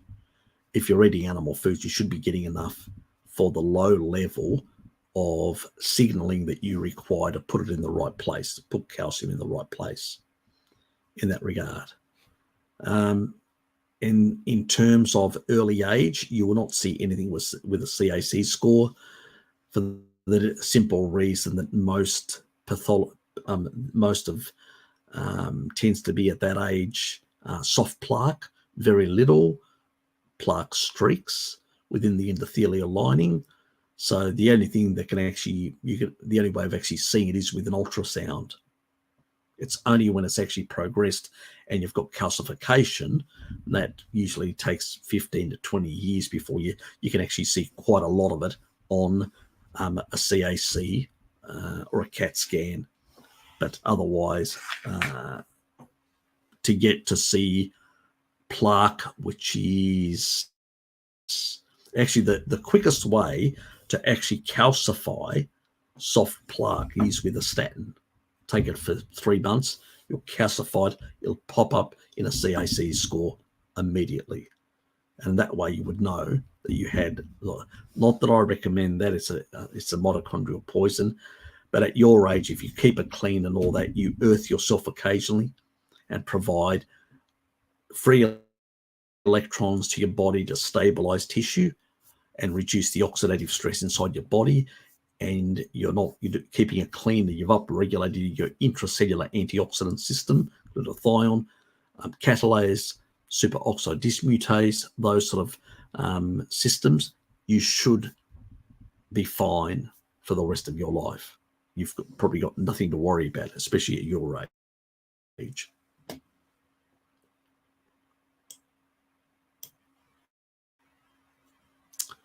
Thanks, mate. Andreas, greetings from Netherlands. How are things there? I hear that things are getting crazier and crazier in your country. Thank you for all the great information and videos. And also thanks to you as well and all my other subscribers that turn up and support this channel or this live stream, because without you guys, this doesn't exist. It's just me talking to myself. So thank you as well because it goes both ways. for turning up and basically giving some of your time to listen to me. And I'm glad that you're finding my information informative. So thank you. And Dartfield Carnivore. I mentioned these resistant cells, walls, deficiency bacteria earlier in our light, and methylene blue. Yeah, methylene blue seems to help in that regard. Also, colloidal silver in small amounts. Let's not overdo that either. It's the same thing with methylene blue. We don't want to overdo it. But it has its place. I think you should, when you're using either methylene blue or you're using colloidal silver, I do have some colloidal silver here, you should be using it with some supervision with somebody that knows what they're doing. Just keep that in mind. Just don't go out there, just listen to crackpots. Get advice from a naturopathic doctor, because the one that actually knows is this sort of stuff. And you need to basically then investigate exactly with some sort of test if you're looking at, bacterial gut dysbiosis, microbiome and stuff like that. You need to get a proper picture. You can actually go and do tests and then look at, see what sort of strains are in there and whether something or something else could be useful. So you've got to have a picture before you can actually intervene, is what I'm saying. Don't intervene blindly. Harry, any ideas on what could be? I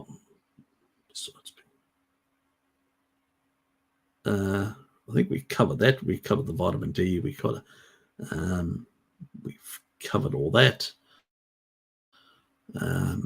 Obviously, I'd actually also get a nicotinamide.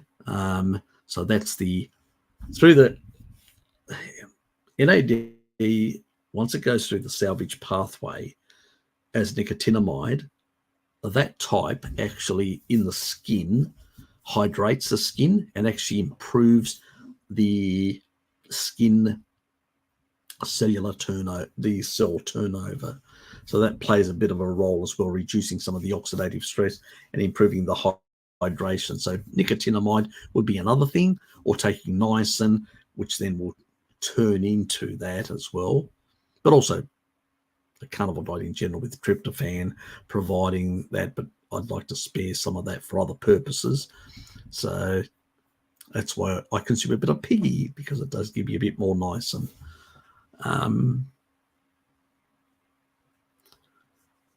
Well, if yogurt's actually your dairy at all, dairy or is doing anything like that, then I would say you probably got some level of dysbiosis and some level of tight junctions not being as tight in your gut, which means that your vitamin D status is low and your taurine intake is low as well, because taurine and and some of the biles that are produced from the taurine and vitamin D, because there are receptor sites, vitamin D receptor sites in the gut. And if you don't have enough vitamin D, the tight junctions don't tighten up.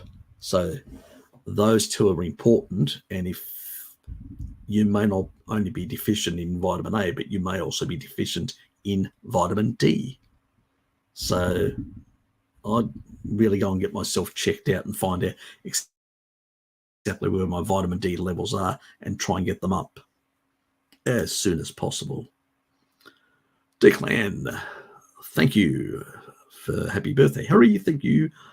Content has changed the lives of myself and many.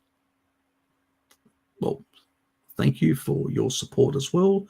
And I'm happy that I've actually helped yourself and others within your family. That makes it worthwhile for me being here. And that's the video that I was talking about earlier. Yep.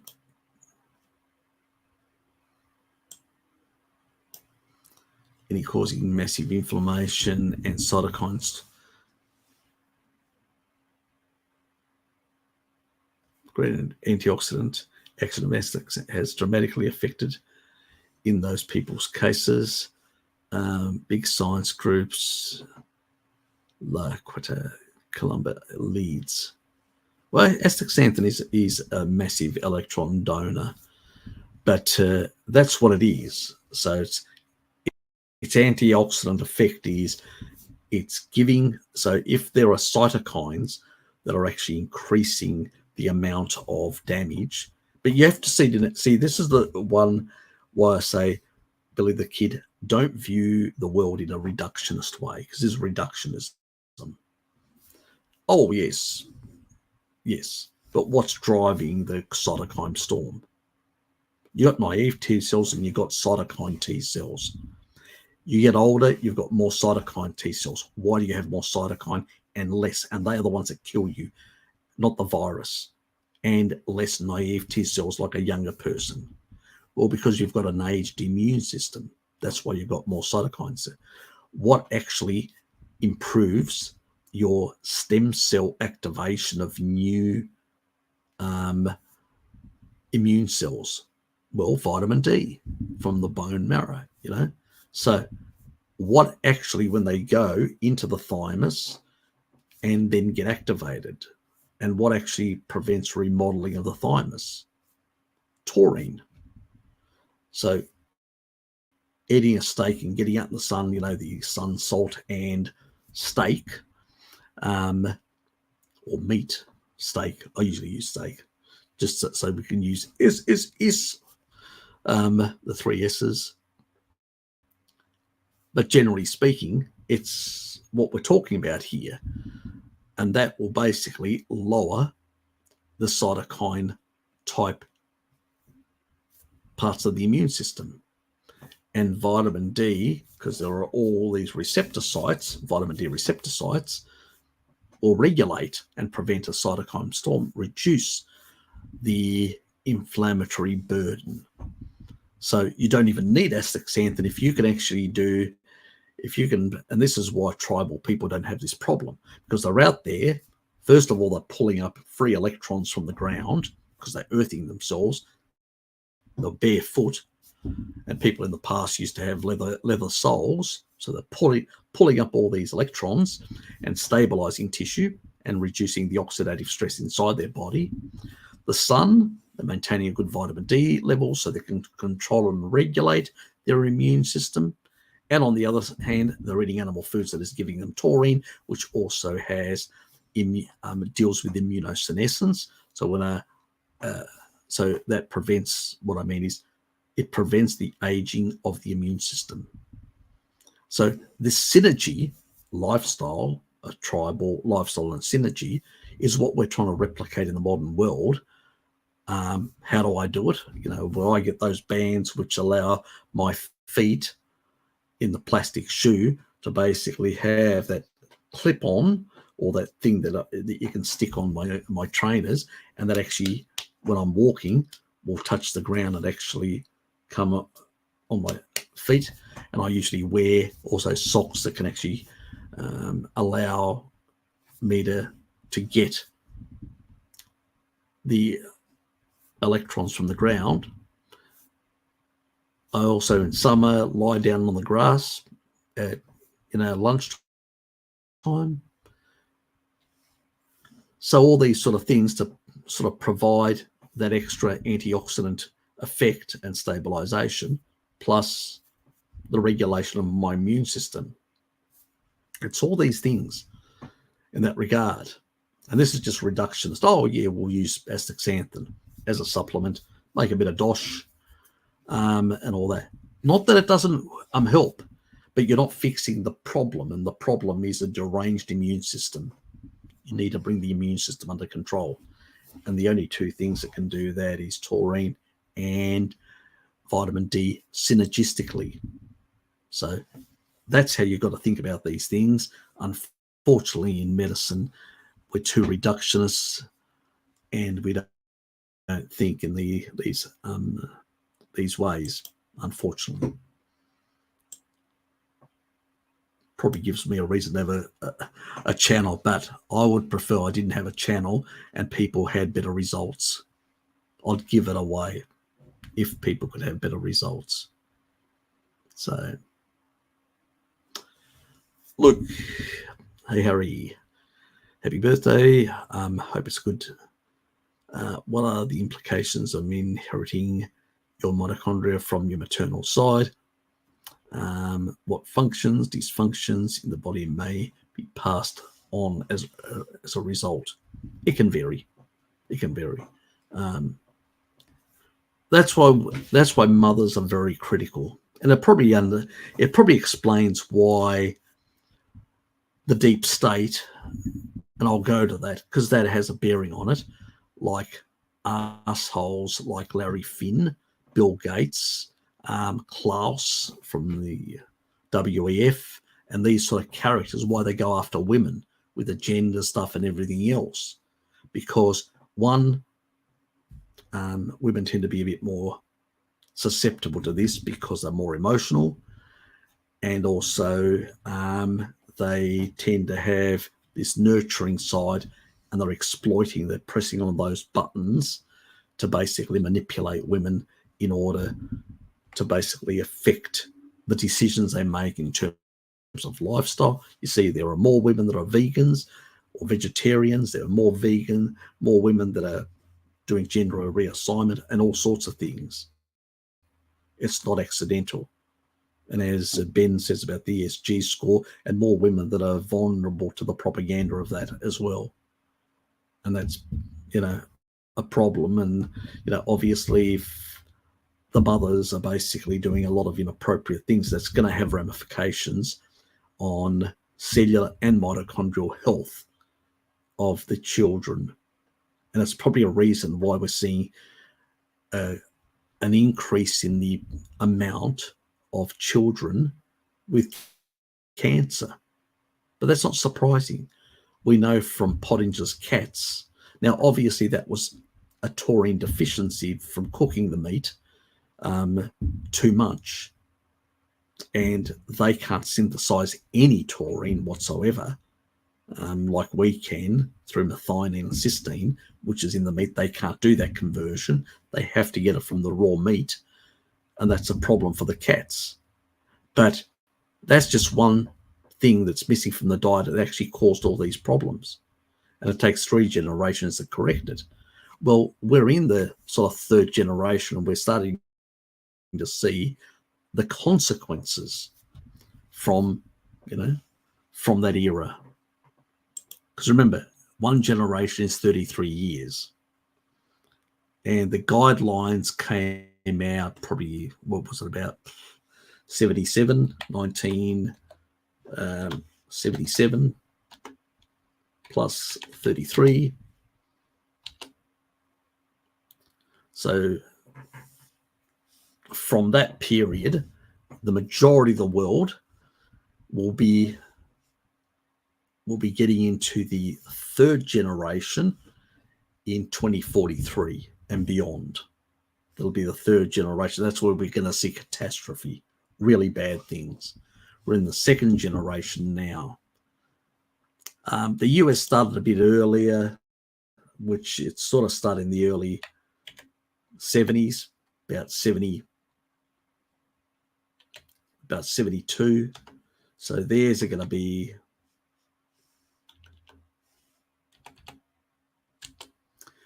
slightly earlier, 2038, 2035 onwards, where we're going to see far more problems because they got into the more processed stuff a bit earlier, in the late 60s, early 70s is when they started getting into more, where most of the other countries didn't get into it until the 80s, early 80s or whatever, which pushes it to 2045, 2050. So there is a bit of a difference, like 15-year difference between the US and many other parts of the world. And if we're looking at developing countries now, there's probably an additional generation between them. So we will see children that are being born in a couple of decades from now, 1.5 to 2 decades from now, that are going to have far more derangements than the current ones have. And you'll be hearing all sorts of bullshit experts coming out talking all sorts of bullshit. But the reality is, anybody that actually knows anything about any species, when you derange, pull it away from its species appropriate diet way too far, because let's not forget, up until the 1960s, more or less, because we had, or 50s, because we had no refrigeration anywhere in the world, it was limited. It was all, ice blocks or stuff like that. We only had seasonal fruit, seasonal starch, and the majority of stuff was animal-based. Dairy, meat, dairy, and eggs. That was all year round available. That's what most people consumed. Simple as that. Most of them.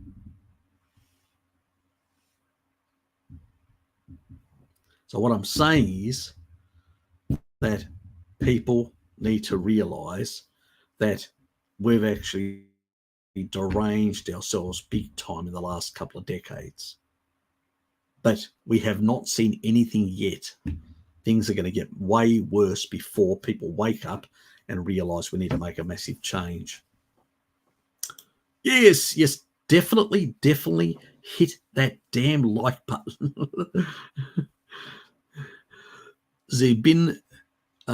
Bin you. I hope I got your name right.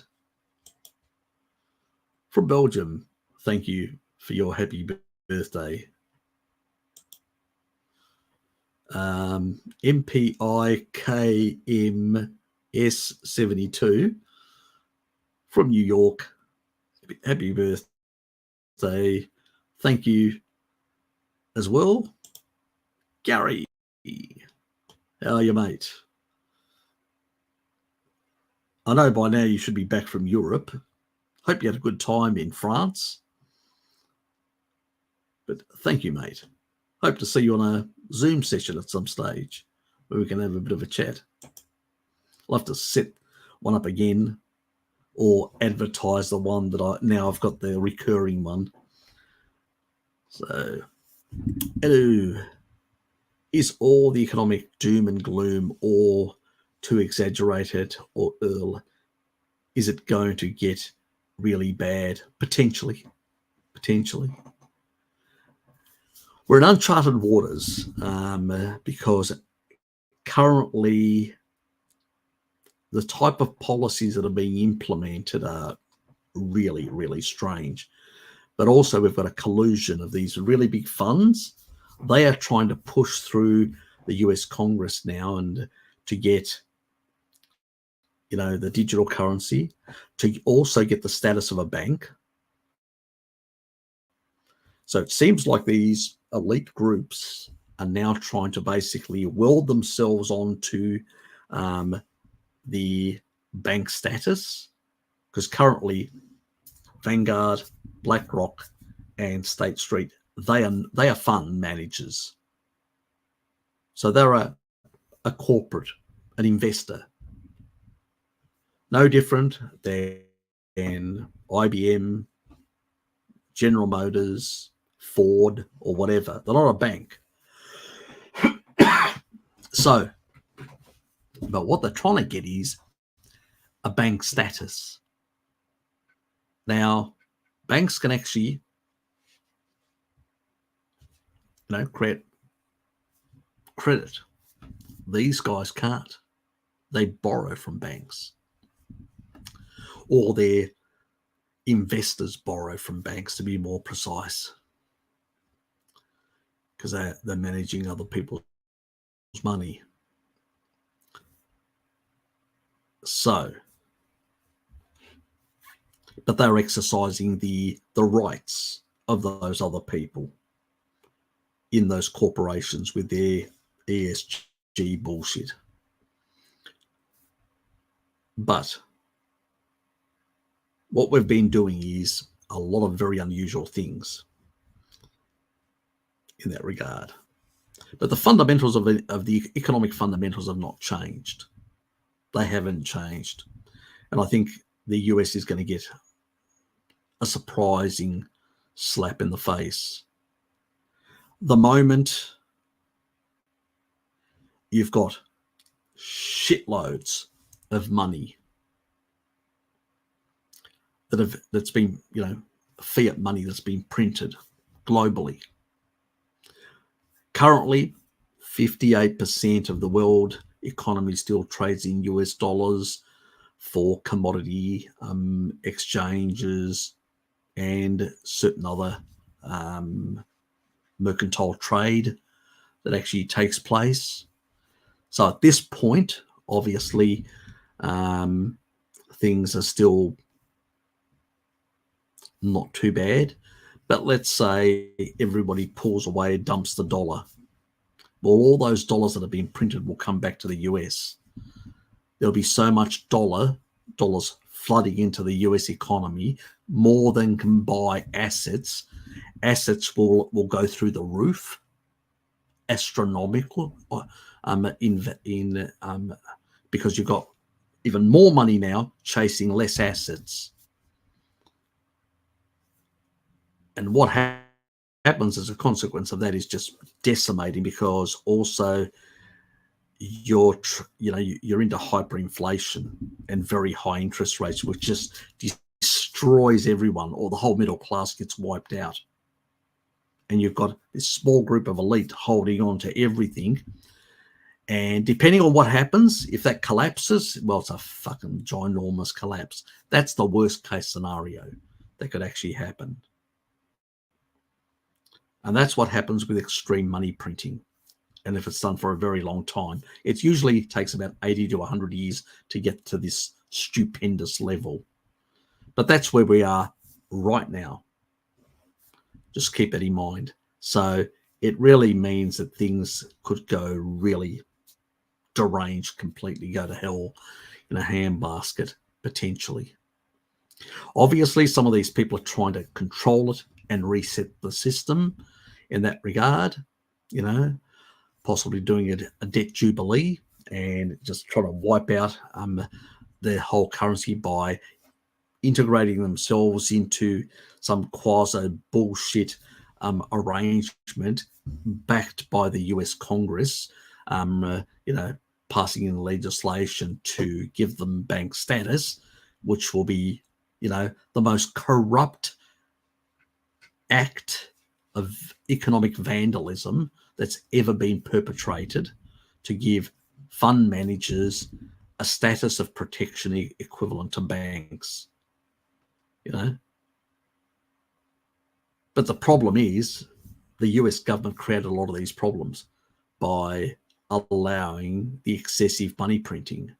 Also, the US government actually allowed banks to control the supply of money, because the central bank, the Federal Reserve is not, maybe have been created by an act of Congress, but the Federal Reserve is a corporation controlled by the major banks. So all the government does is just appoint the head of the Fed, but the Fed ownership is with the major banks.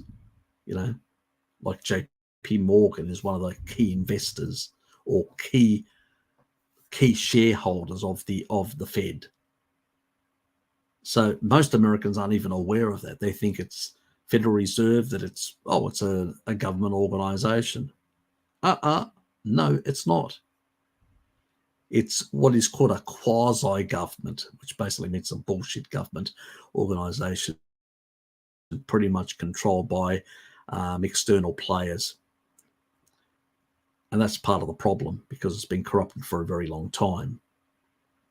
So how does that play out? Well, standard economics don't apply anymore, from what I can see. This is why I said last time that what they're doing is they are raising interest rates to try and temper down slightly inflation, and then when they have to reset, so when they have to basically turn over all their bond holdings, then they basically do this. They go whack down. They say, oh, we have to lower interest rates to try and actually recover the economy. Well, they've wiped out the smaller banks. They're competition. And these are being taken up by all these big organizations, just been appropriated. JP Morgan grabs all these on the cheap. And so that's what's been happening, which is crony capitalism in that regard. So, and JP Morgan can go directly to the Fed and actually get whatever they like, and they can actually take all their junk and put it on the Fed's balance sheet just like that. But any of the others, the smaller banks, they can't do that. They don't have that sort of leverage, or they don't have that membership. Got it? And so we don't have normal economics anymore. Even back in the 1920s, when we went into the Great Depression, we had normal economics. We had real money, in a sense, with gold. We had some semblance of normal economics, even though we stuffed things up in other ways, but we still had some semblance of normal economics. That doesn't apply anymore. And so everything is too big to fail. So, but the problem is when you don't allow the thing to be reset and to fail, you go to deflation, the government has to intervene, nationalize the banks, stabilize the economy and all that. When that doesn't happen, what happens is you get this massive accumulation of wealth in a very small number of people because of the massive money printing. And so what you actually have is everybody crowded out of the market completely. And these people are protected. And that's what's happening in America. And that's what's happening in the West. You can even see Lagarde, from the ECB pushing the same agenda, let alone threatening. If people don't adopt the new digital currency, she'll basically she wants them imprisoned or who knows what, EU citizens. It's off the show. But this is part of the agenda of the WEF and many of the others, these globalists who basically want to weaponize the finances of the West and also socialize all their losses by putting it on the public purse. And it means that by putting it on the public purse, the rest of us lose out and the rest of us get decimated in the process to save this small little oligarch class of people. That's what's really happening. How bad and how is it going to get is hard to say. There is some resistance growing. Even some politicians have grown a spine and are pushing back. Not all of them, but some. Could that actually grow because they fear? Because at the end, these people may be donors who are providing money, but in the end, if they can't get elected, they're out in the next election. So it's a balance between the two. They're still going to get money from the donors. They don't have to do everything the donors want. They can always find new donors because there's always going to be somebody they can sell their soul to provide benefits, So at the end of the day, they also want to save their own asses. So sometimes the political elites and the financial elites may break their alliance. That is always or with some of them, and even within the elites, there are disagreements on how to go about a lot of these things. So it's unclear who's going to win and how it's going to play out at this stage. We're in a state of transition, and it's not very clear who's got the upper hand right now. There's a lot of forces. I mean, even the challenges that are coming out are quite, take a look at JFK Jr. for the Democrats, completely different from the deep state establishment types. And then on the other hand, you've got Trump, who's a vengeance now to really take the knife to the swamp. Because he didn't do much of a good job last time. He said that he was, but he had a whole lot of neocons in there basically undermining him.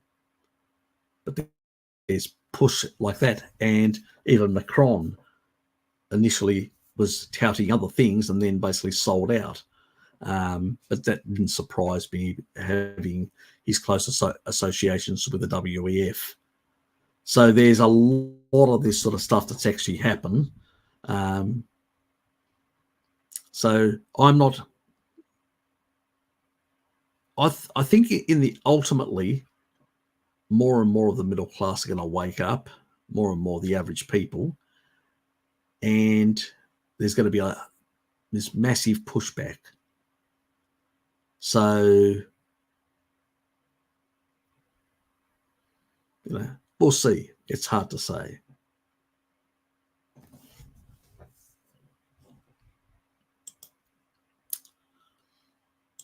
Yes, I'm aware of a lot of that, Mango. Thank you for pointing that out. Maybe they don't let the title is because no, that's all nonsense.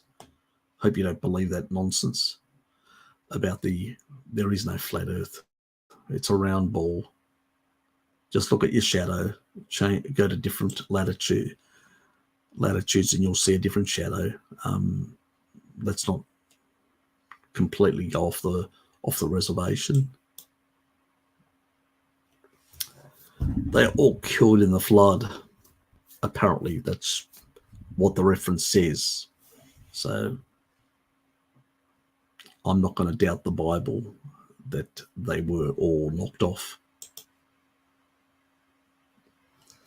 Do you need to ground for a certain period of time, like more than? Yeah, you do. For the moment you stop grounding, your blood starts clumping. The red blood cells start clumping. The moment you're grounding yourself, there's also, because you're also building up a bit of a negative charge within the actual vascular tree, and that sort of repulsive effect reduces, and that's coming from the extra electrons that are coming and stabilizing all that, and also increasing this sort of repelling sort of effect. So I know Bart actually has a mattress, and he's connected with a stake outside his home in that regard. So there are people like that.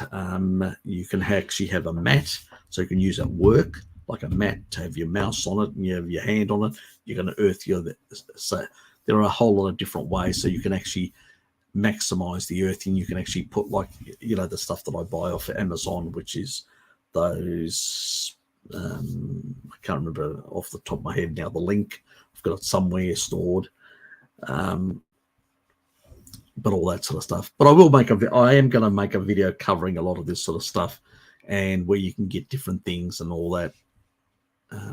So I just need to investigate. I'm just trying to, on the side, because that's a low priority video, but I'm trying to investigate in Europe where you can buy the different stuff, because there are a few companies like here, New Zealand company, Australian company, that really make good products, but I'm not 100% sure for my subscribers in Europe and North America what sort of products would be the best type. So I'm still investigating that part. Did I freeze?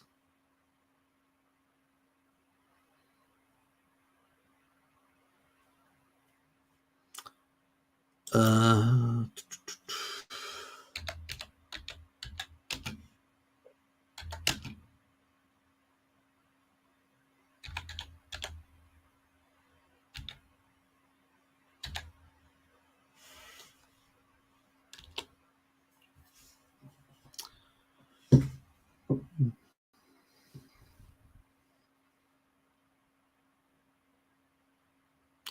shit.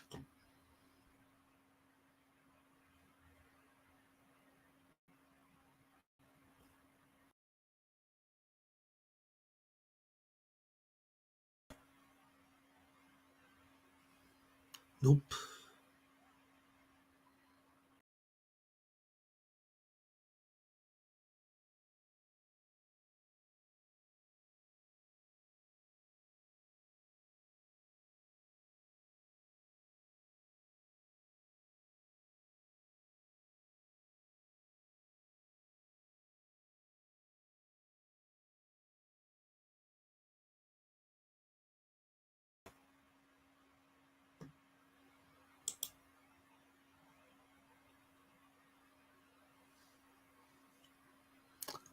Okay, I've unfrozen. Can you hear me?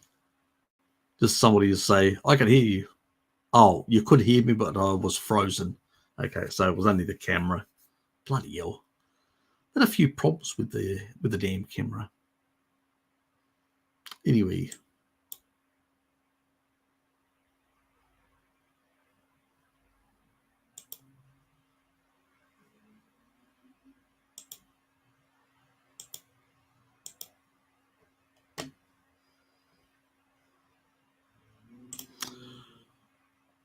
anyway, God. So thank you.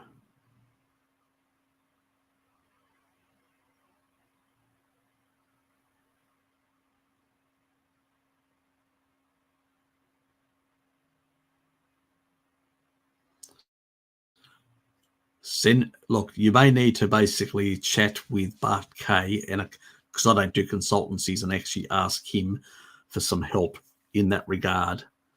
But at the same time, you need to, with Crohn's disease, you definitely need to get your vitamin D status improved, and you need things like taurine, and you need to basically try and deal with some of the inflammation in that. So you may need to consult or drop me an email covering everything, your whole history, the whole lot, and a whole lot of other issues that may be at play. As I said, it's really, you can't diagnose people. People ask you a specific thing, yes, you can explain, but when you're trying to, there's a lot of factors that can be at play. So you need to tell me what your lifestyle's like. There's a whole lot of things, and that requires details for me to do a proper diagnosis. No different than you going to a doctor to do a diagnosis. Fair enough. He's probably gone now. Yep.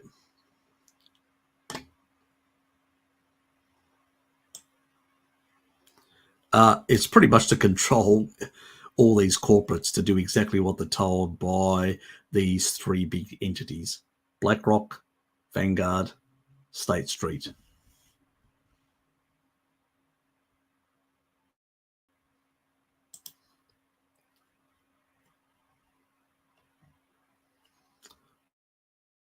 Thanks, Luke.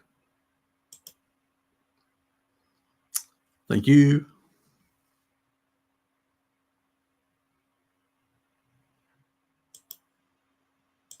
I'm just going to have to go quickly through these, so because I'm going to pull the plug shortly. Courtney, thank you.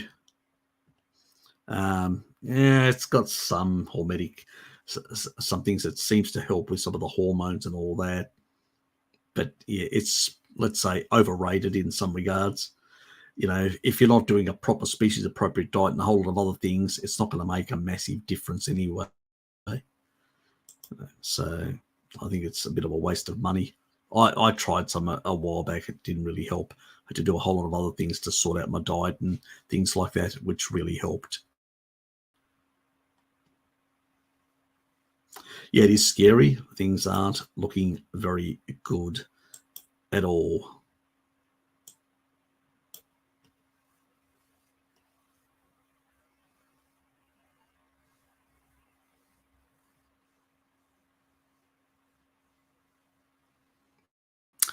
Exactly.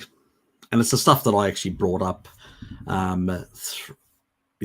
about that whole list. Remember, I did the video with the whole list of banks and all that were going to be affected. And then a bit later after that, they were affected. So, and that's from people, my own analysis, and other people that I know that I deal with, that we've had conversations. And so I've looked into those sort of things.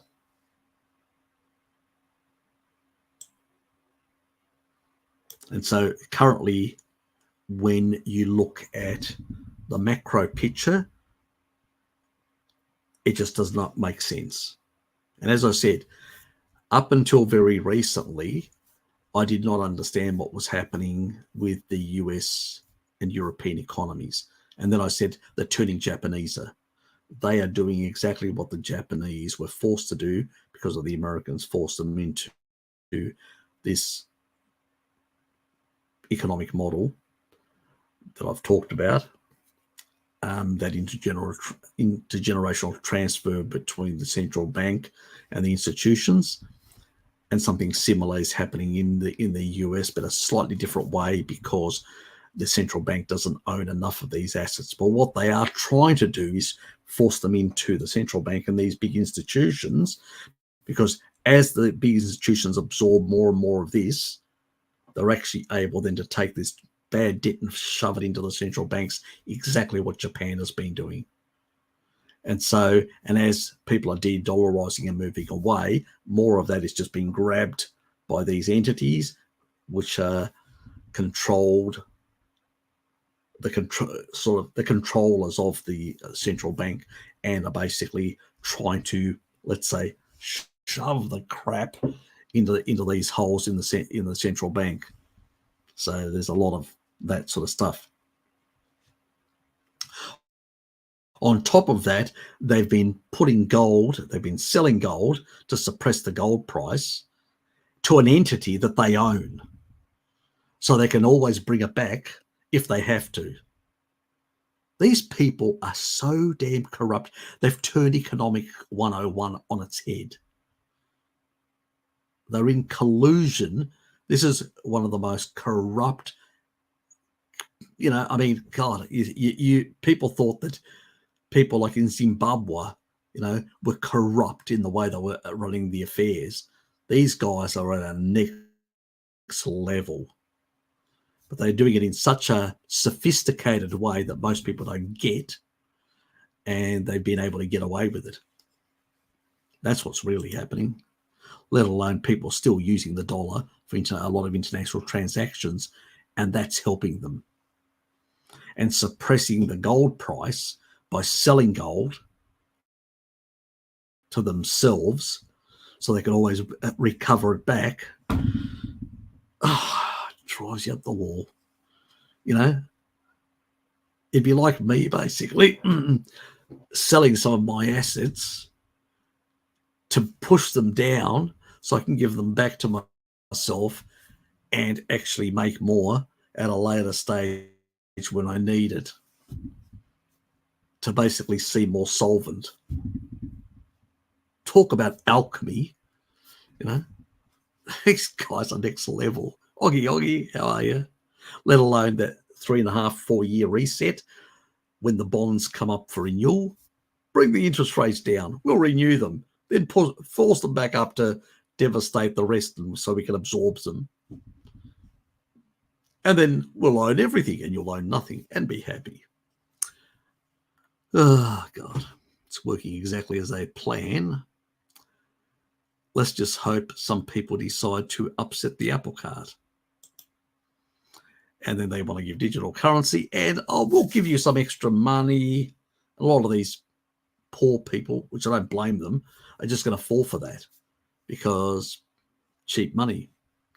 They just keep on printing it and inflating everything, and basically their purchasing power is still going down.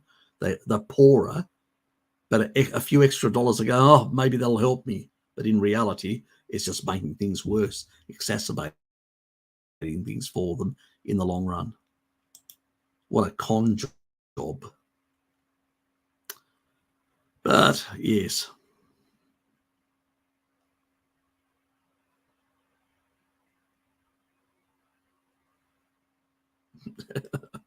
Do you hear me? Can you hear me laughing? God. Do people believe that nonsense? People just say these things with a straight face. I always challenge them and say, show me the evidence. Show me exactly how mechanistically that works. They always run and hide. They vanish. Poof. Poof. Because what is energy? Energy basically is ATP. At the fundamental level, in the body is ATP. It's not produced by any specific food. You need electrons and protons that come from food. That's what produces energy in the body. ATP. The rest of it's nonsense. And the type of ATP that you're going to actually produce will depend on how much deuterium is in that and how much it's actually slowing down the nanomotors, because too much deuterium, which is in non-animal foods, or busting those motors, and then you can't produce any energy from one of those nanomotors.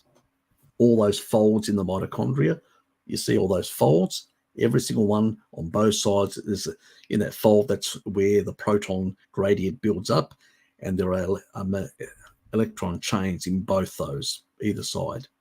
And so you've got multiple. The more you lose of those over time, you produce less energy, and then you're stuffed. And then you've got cancer, fermentation to basically support cancer pathways. Oncogenes get upregulated because of the signaling.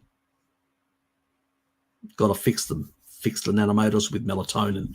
Taurine helps synthesize it, and then you actually produce them. And then you fix it, but you have to stop the damage by keeping the deuterium down.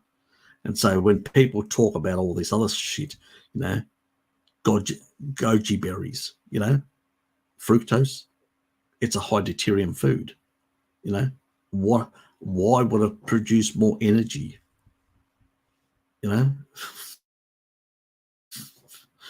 It's laughable. God. And that's, what I was trying to explain. A very simplified way is quantum biology and, how the mitochondria work. And when you understand that, all the other stuff sounds like shit, because it is shit. Basically, it's crap and nonsense that people just regurgitate and just say the same things because they don't understand how biophysics works, how biochemistry works. They don't understand how the Krebs cycle works, how the mitochondria work. So, and that's the problem. That they just regurgitate the same old shit over and over again, and people just keep on regurgitating. And a lot of those channels have got millions of followers. That's the worst thing about it. So you're not only misinforming a small amount of people, but millions, which is the unfortunate thing. Thank you, Saska.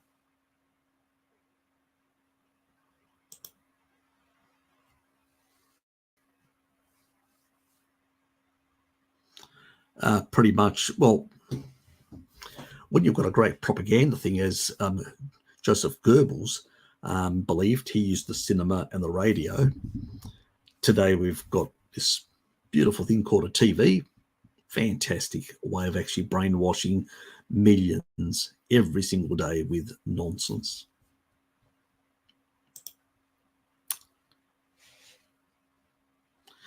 I think so. In the end, when push comes to shove,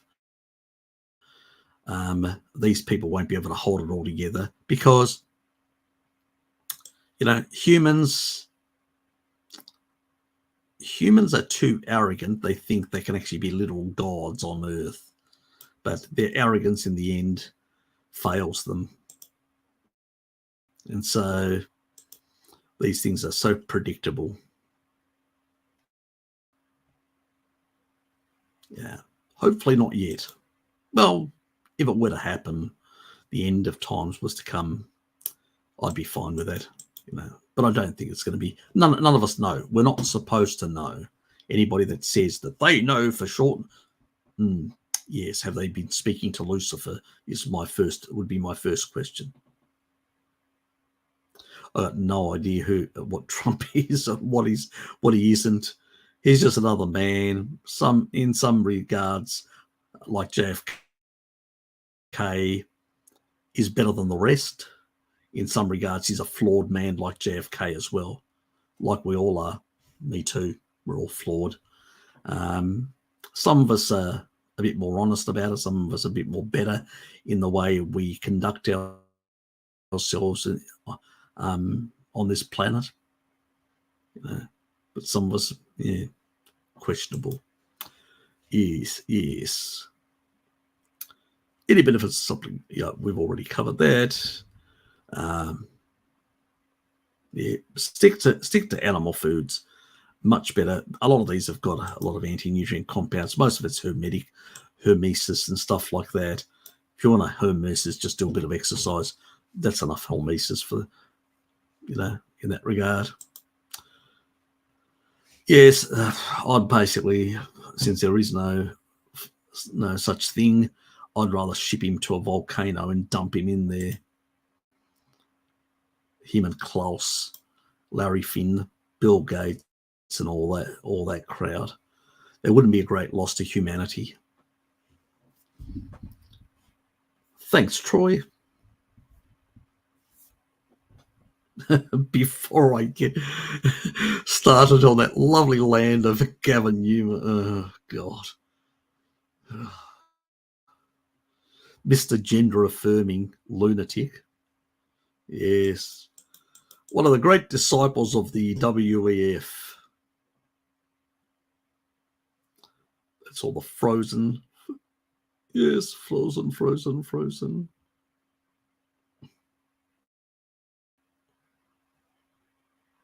And a few stragglers. Happy birthday.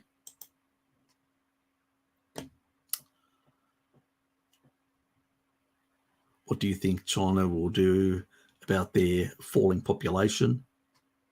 I don't think they'll do much at all. Remember, 300 in the most prosperous part of China, 300 million people live there. 1.4 billion, more or less. So if they were to lose, let's say, that entire billion of people who are peasants and living in the west of China, or they lost some in the cities and they had to replace with some of those peasants, it would make a big difference in terms of their manufacturing. Actually, it may even help their manufacturing because it would bring a whole lot of cheaper, poorer labor from other parts of China into the cities to replace the ones that have snuffed it. So in a sense, it could be their own reset if they manage it properly. So I don't think, these doom and gloom that people say, these are macro pictures, and macro pictures can be slightly adjusted and macro pictures can be slightly affected. It's in countries where there's less ability to manage that sort of stuff, that's where it's a bigger problem. Like especially in Europe, it's a bigger problem. And especially in Southern Europe, to be more particular. So, and Japan is the other place. The way they're trying to, remedy it is with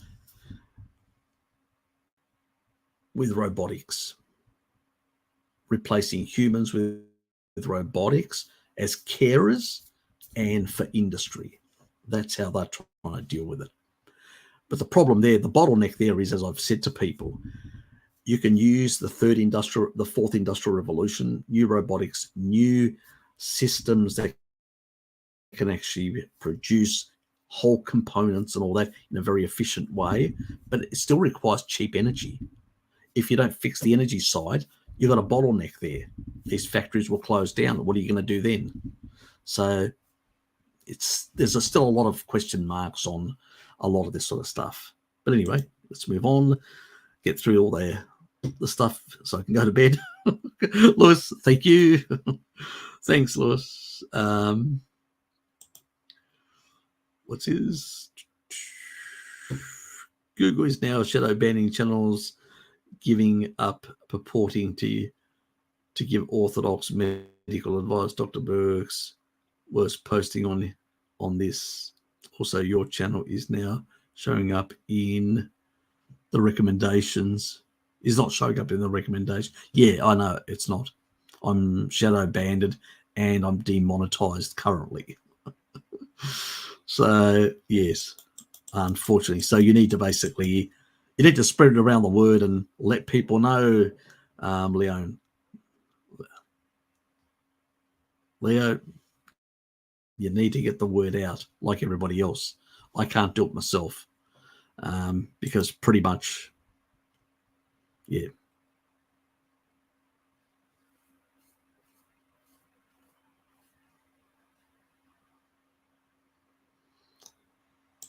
There's a Moscone.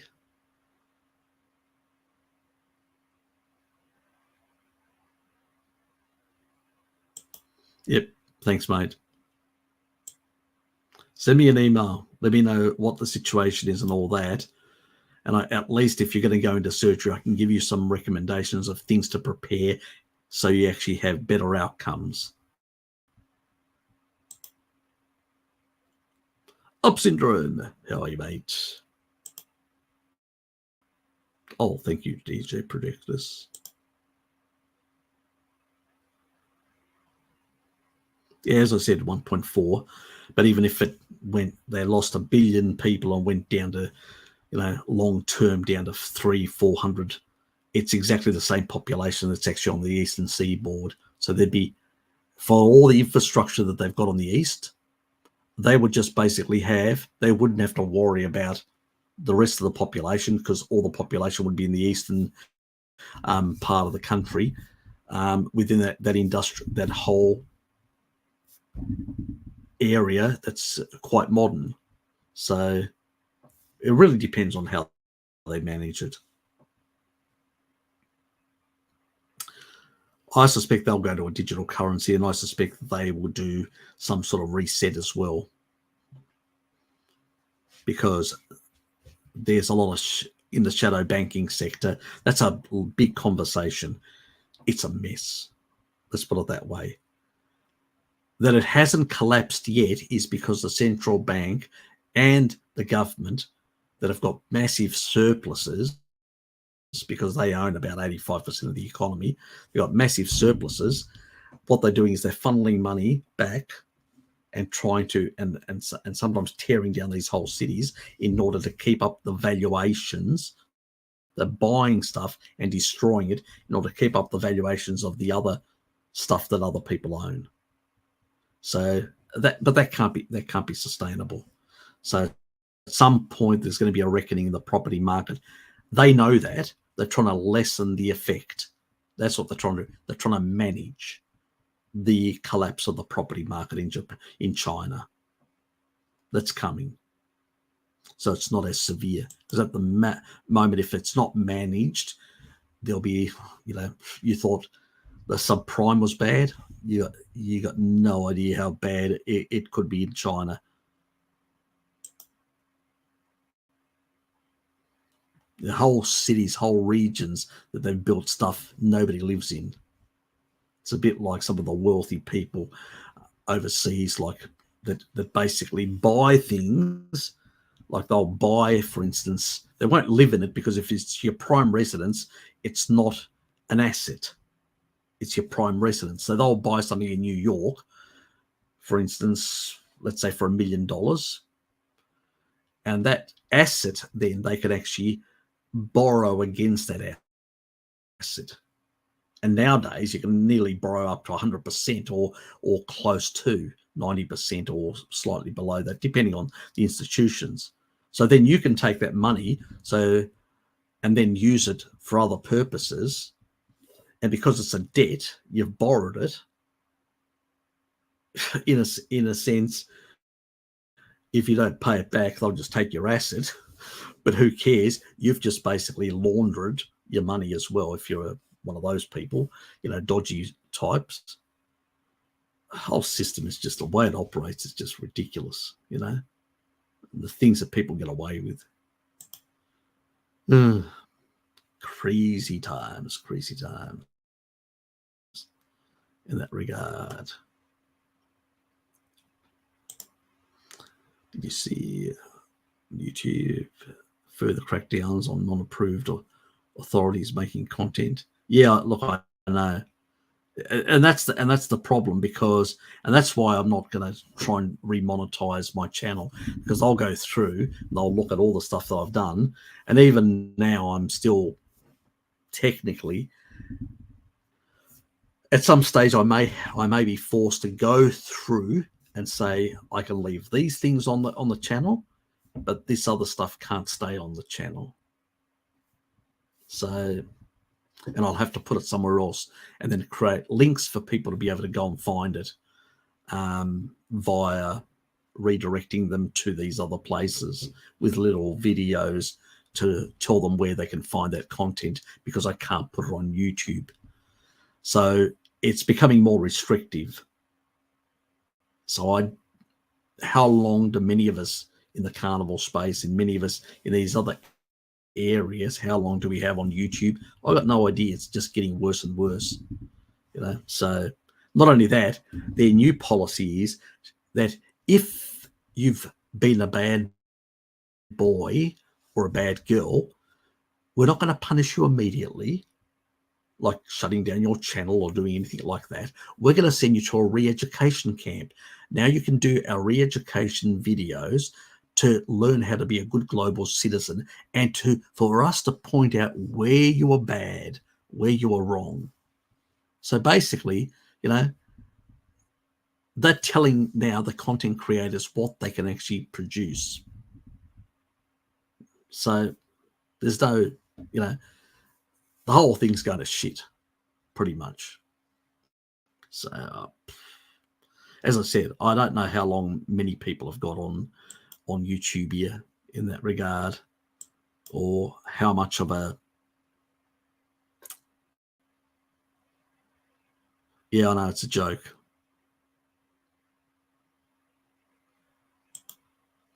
I know, that's why I'm saying it's a joke.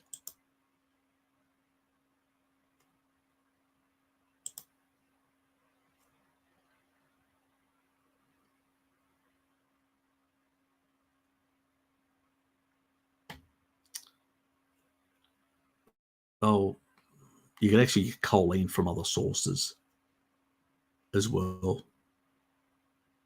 Even so it's not only from that.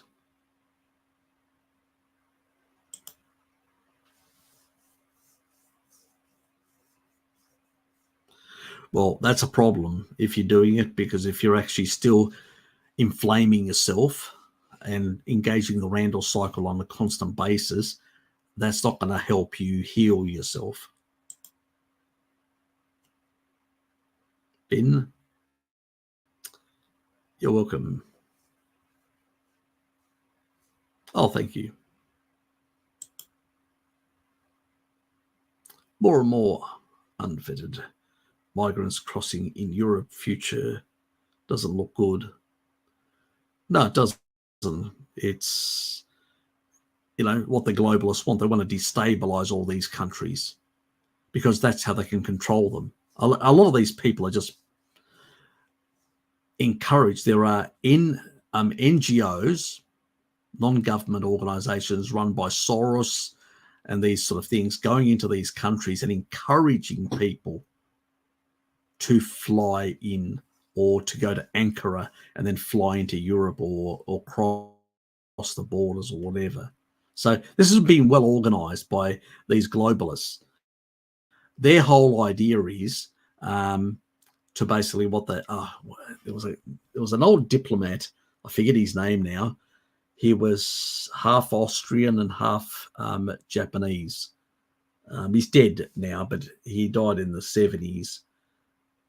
He actually promoted this idea, which the World Economic Forum took over, was the whole thing of organizing in the third world, was his view. Now it's the developing world, to bring a whole lot of people from those and flood into Europe and North America and these countries, and dilute and mix them up and create a new Europe, a united Europe with no Germans, Greeks, Italians, or Frenchmen, or whatever. Just vaporize all those nations and create this sort of melting pot that no longer is, But on the other hand, these same people say it's okay for other countries to basically maintain that. Like the Chinese can have their identity, the Japanese can have their identity. It's only the whites that have to be wiped out. It's a crazy sort of concept, but it's what is being promoted in that regard. So I'm a patriot, and I object to that sort of agenda. It's a different thing providing sanctuary for somebody who's a true.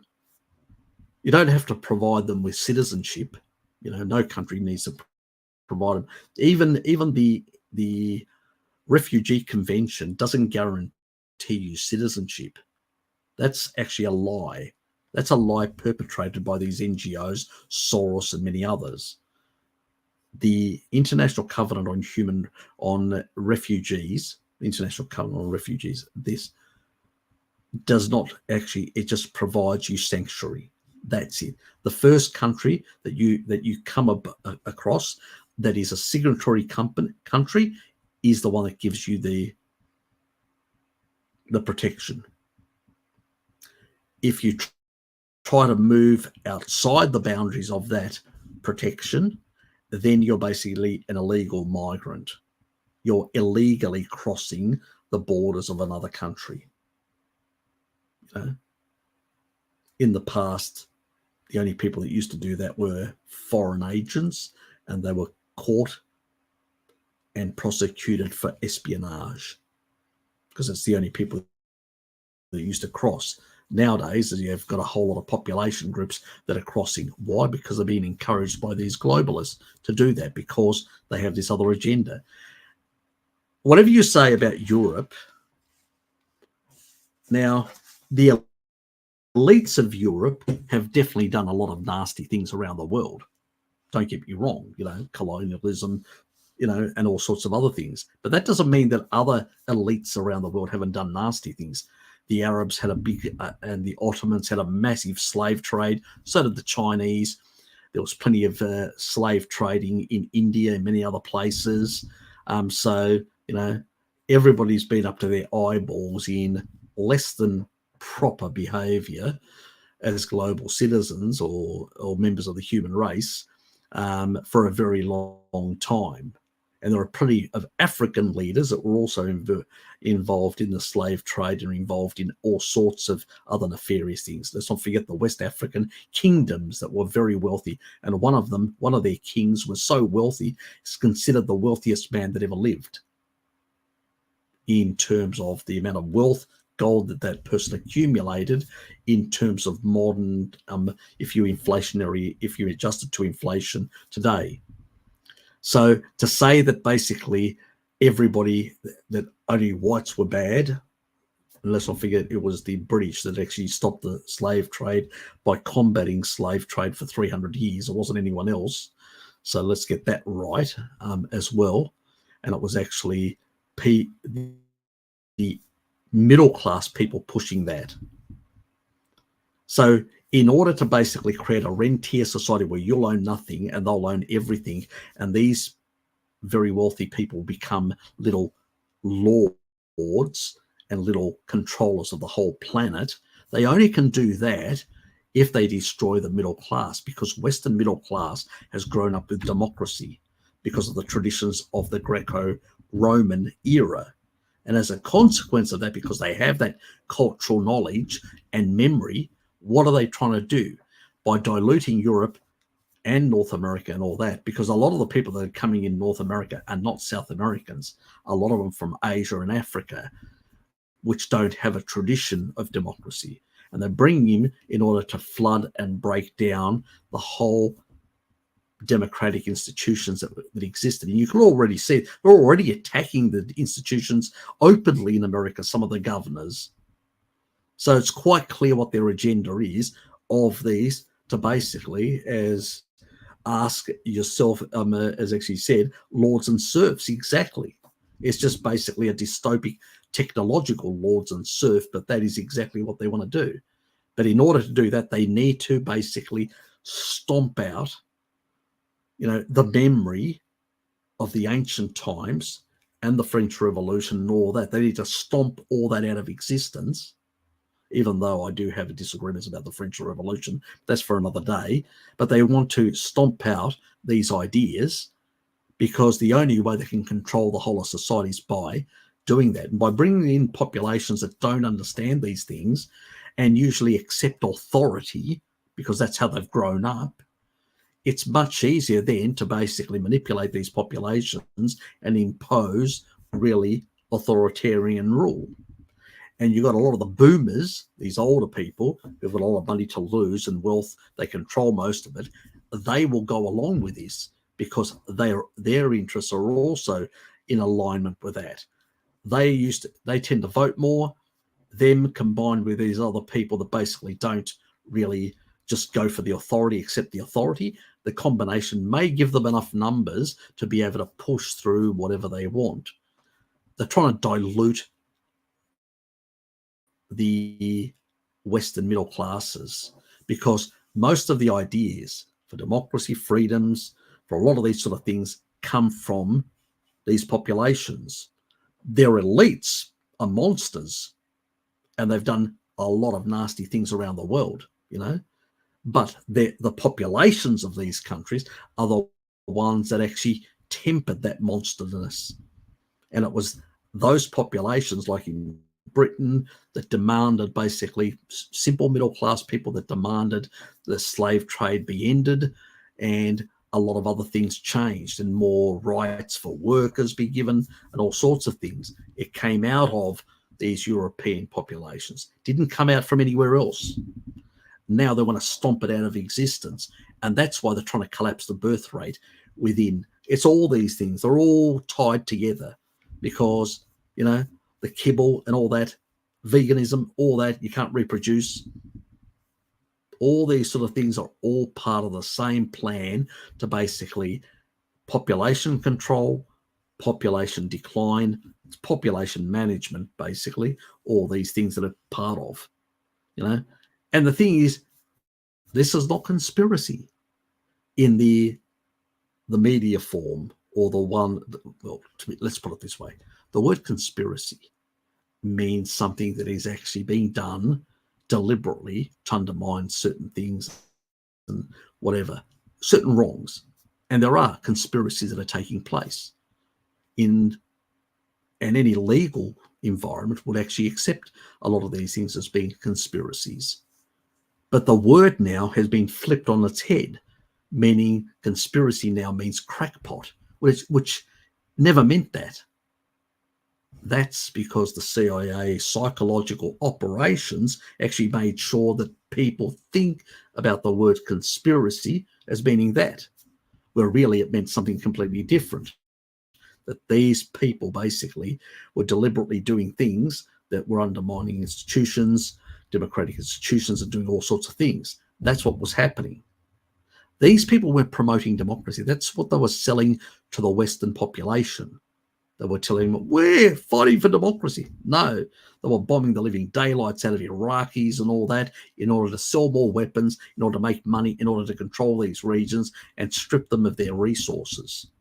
Like they want to grab the resources of the Ukraine, dismantle Russia and grab their resources, these globalists, that's what they want to do. This is a competition for their growth and survival, and they need to destroy the BRICS. They need to destroy this because if they don't, they will lose power. But you know what? I don't give a shit about them because if they were to lose power, then the Europeans, the North American populations would be free of their agenda. And then we could do our own reset for our own interests. But that won't happen until we get rid of these people because these people are destroying our communities, our societies.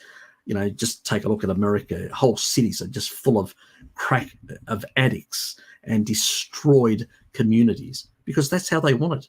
They want people desperate, completely, broken off from the system, no longer basically engaged in society, and they only want the people that they can control. It's abysmal what's happening.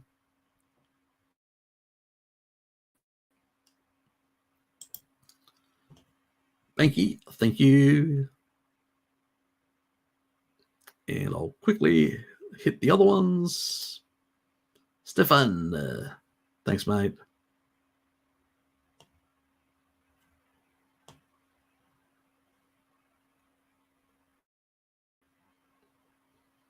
And I'm just going to do the happy birthday stuff. Thank you. Also, Star 2. Anthony Captain, how are you, mate? Oops. Is that coming up? Good to see you here. And anyone else that I've missed? I think I've covered everything. Yes. I don't think they care if we know exactly. I don't think at all they care. They don't give a shit. Basically, they've got an agenda and they're pushing ahead, and they're not finding a lot of resistance currently. They're finding some. I mean, some parents are stepping up and saying enough is enough. You're not going to teach this shit to my children. But a lot of that is really, this is how evil these people are. They're doing all this sort of stuff to basically create divisions in society, them and us, and just get people to fight amongst themselves over gender stuff or whatever. The big game is who controls the economy, and they want to control everything, and then they'll re-educate everyone because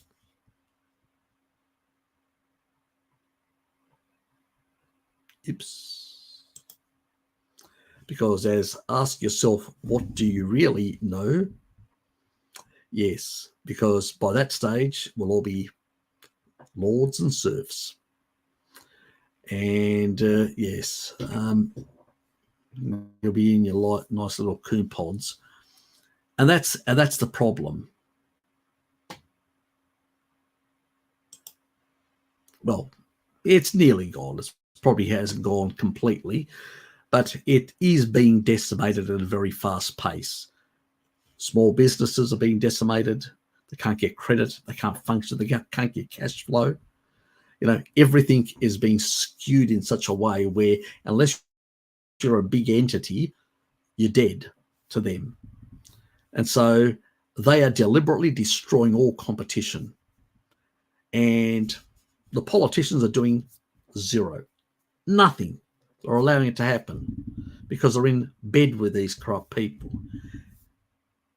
As I've said to people, we need to get rid of these politicians, and we need to show the contradictions in the sort of stuff. They're trying to create a lot of divisions, like even here in Australia with referendums and stuff like that. We've got other problems rather than wasting our time setting up another woke committee to tell us how bad we are. Not that this community hasn't suffered through a lot of bad policies from government and also from some of their own problems within their own communities that they need to address as well. Is there intergenerational disadvantages that some of these communities have suffered, like the Aborigines in Australia? Yes, there is.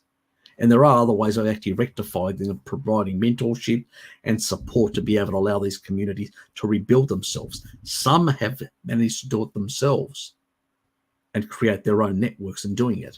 Others have got so much damage they can't do it. That's where we could assist. But we need basically bodies from within their own community that have done it in one community to go and do it in other communities, and also set up something that they are escape welfare and create some local cooperatives and stuff like that, which they can actually function within and have meaningful lives, which are contributing to their communities and stuff like that, and develop some economic independence. That is more what they should be, not some advisory body with the majority of people are going to be basically white-skinned fake Aborigines that are basically going to be controlling the agenda, the woke agenda, so the left can actually do a whole lot of nefarious things through the committee, because that's what's going to happen.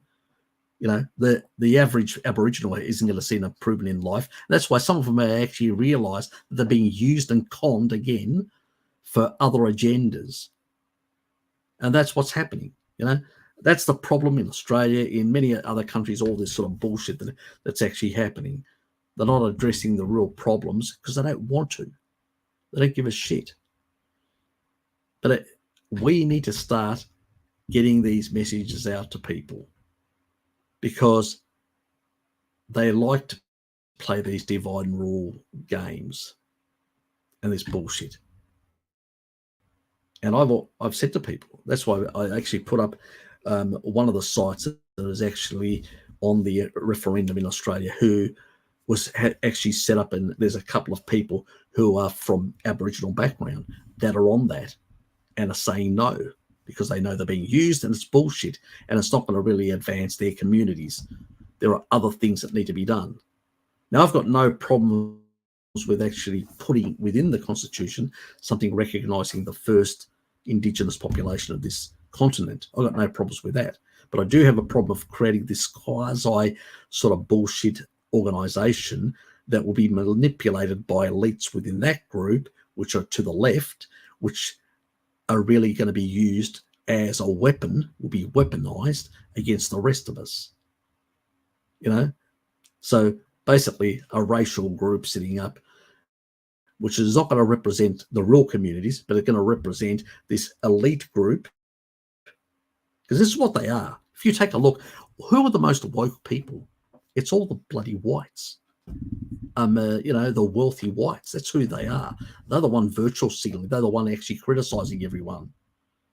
It's not some black people or that. Maybe some that follow that sort of nonsense, but the majority are really these elites, and they just are manipulating and using divide and rule tactics. Been doing it for a long time.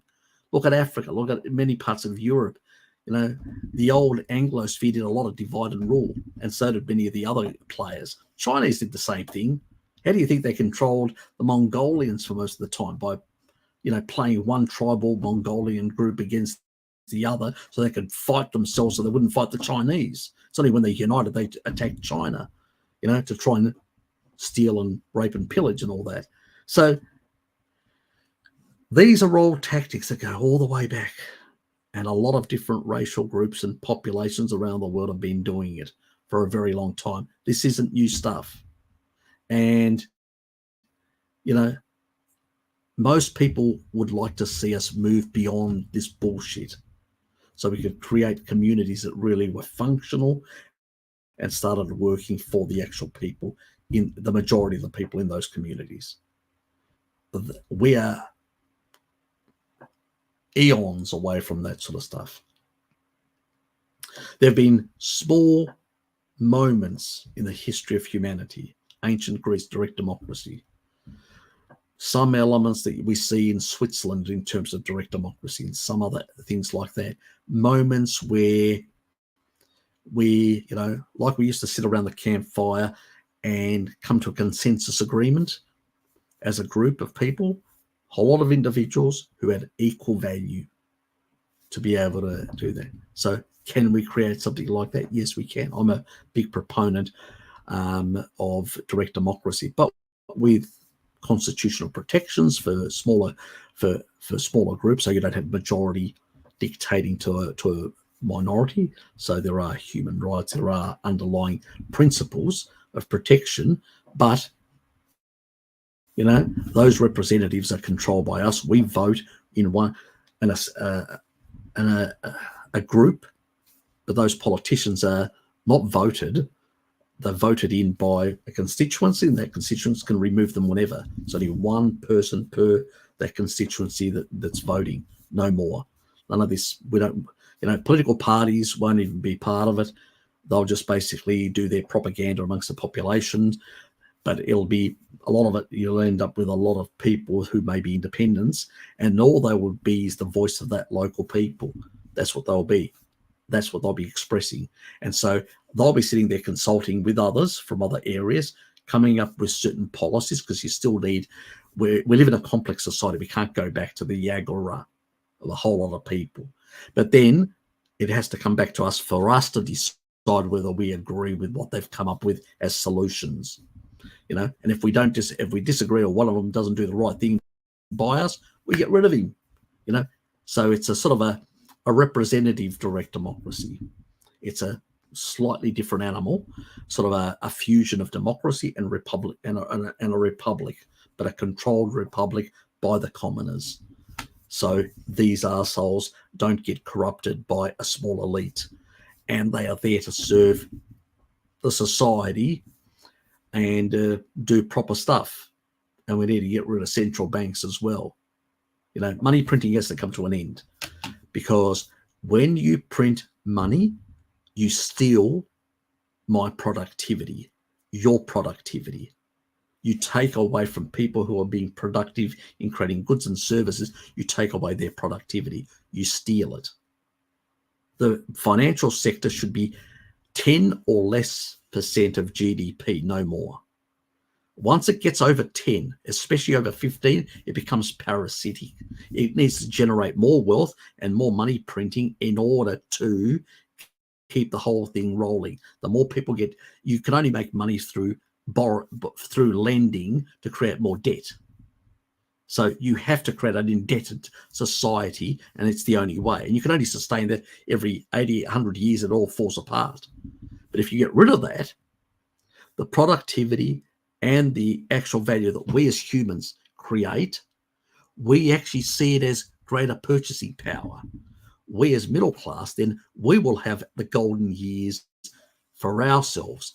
Those people still make money, but they'll be just multi-millionaires. They won't be billionaires or trillionaires, because a lot of that, because they won't be debasing the currency and there won't be all this money printing, the cheaper things and all the productivity that happens will just make goods and services cheaper for the majority, the people that actually produce most of the stuff. Those will be not the golden years that we had of capitalism in the 50s and 60s, but we will have it for potentially ever. That doesn't mean there won't be crises. Human systems are not perfect. Remember that. There are always going to be stuff-ups. People are going to get things wrong, but they're never going to create like amplified nonsense and catastrophes. There'll be small crises because we won't have any money printing. But if you money print, then you can actually magnify sort of the disaster. You disconnect. You create a big financial sector, which now has grown more than 50% of GDP in America. It's just a parasite. It actually has to suck dry the whole society and take everything. Otherwise, it can't sustain that big Ponzi scheme that's created, a mountain of debt. It needs to be able to service it. That's the catastrophe that exists in the West, which we created, and we allowed these people, and these people just kept on giving us little checks and some benefits and social benefits. But we didn't realize that what they were doing is they were giving us peanuts so they can actually take all the assets away. And that's what they did, because they were able to inflate them, and they had most of the money so they could buy them and leverage off them and continue leveraging and building up more and more wealth, while the rest of us couldn't afford anything over time, less and less. They screwed us. They screwed us of our inheritance. They screwed us of our productivity and we were the ones creating the wealth. We were the ones actually producing the innovations and all that. These people were just managing the whole thing and manipulating the management so they could actually maximize the benefits for themselves. They stole our productivity. That's what they did. The cheap energy and the automation that came from minds of people, middle class, mainly people that work for these corporations, they stole all that. And they basically got themselves to the top of the pile in this and corrupted the whole system because they want to own it, everything, and become little gods. Haven't you heard?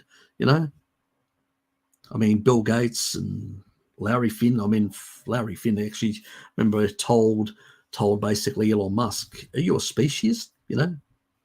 What's wrong with you? Don't you like robots and all that? This new sort of potential life form and all that." Because he wants to be uploaded in this. It's delusional. He wants to live forever. He wants to become a little god, and the rest of us, it's sort of like transhumanism is like it's the sort of, if you go back to sort of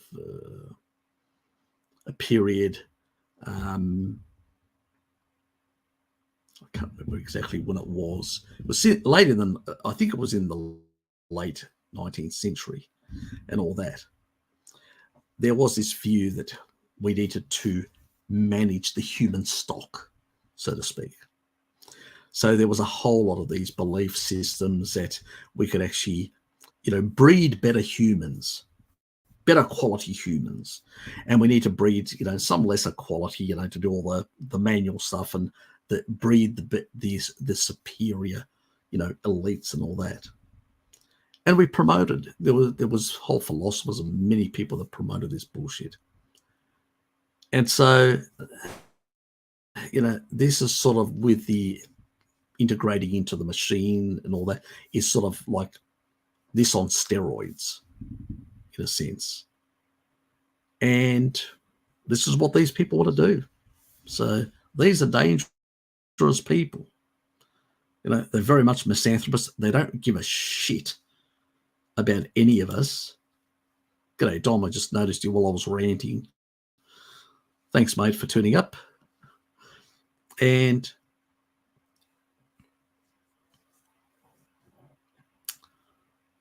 it doesn't sort of surprise me in that regard. They actually moved it to one of their own companies. They sold it to one of their own companies just to keep the price down so it wouldn't compete against the dollar. That was all that was about, because people kept on buying gold, and they had to sell the gold to keep that down to keep the dollar while they were printing still going as a reserve currency. That was what that's all about. They're still doing it. And that's why they won't tell you who. And this is why they're getting very narky about people requesting their gold back that they're holding in deposit. So, yeah, we'll see how that all plays out. It's interesting, to say the least. So, yeah, crazy. Anyway, it's 1:19. I had better go and get some sleep. Fuck. Anyway, thanks for being here to celebrate my birthday. Now it's 1 hour and nearly 20 minutes gone. So I'm heading for 58. Still got a year to go nearly, with an hour and 19 minutes less of that year. Anyway, yeah, I know it's late.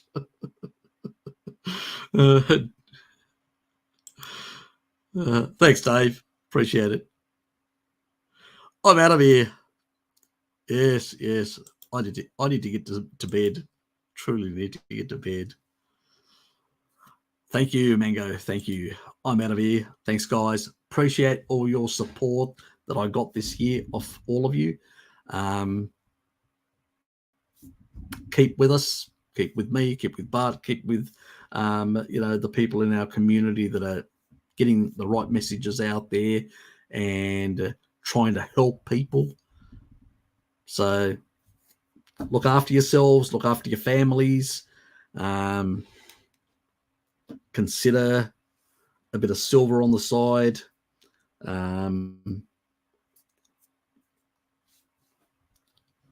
Some land, if you can, if you can actually move out and get something like that, because some of the cities are going to become a hell of a lot more crazier than what they are. If you're holding on a very expensive asset, I'd be considering a more rural area or a different part of the world. At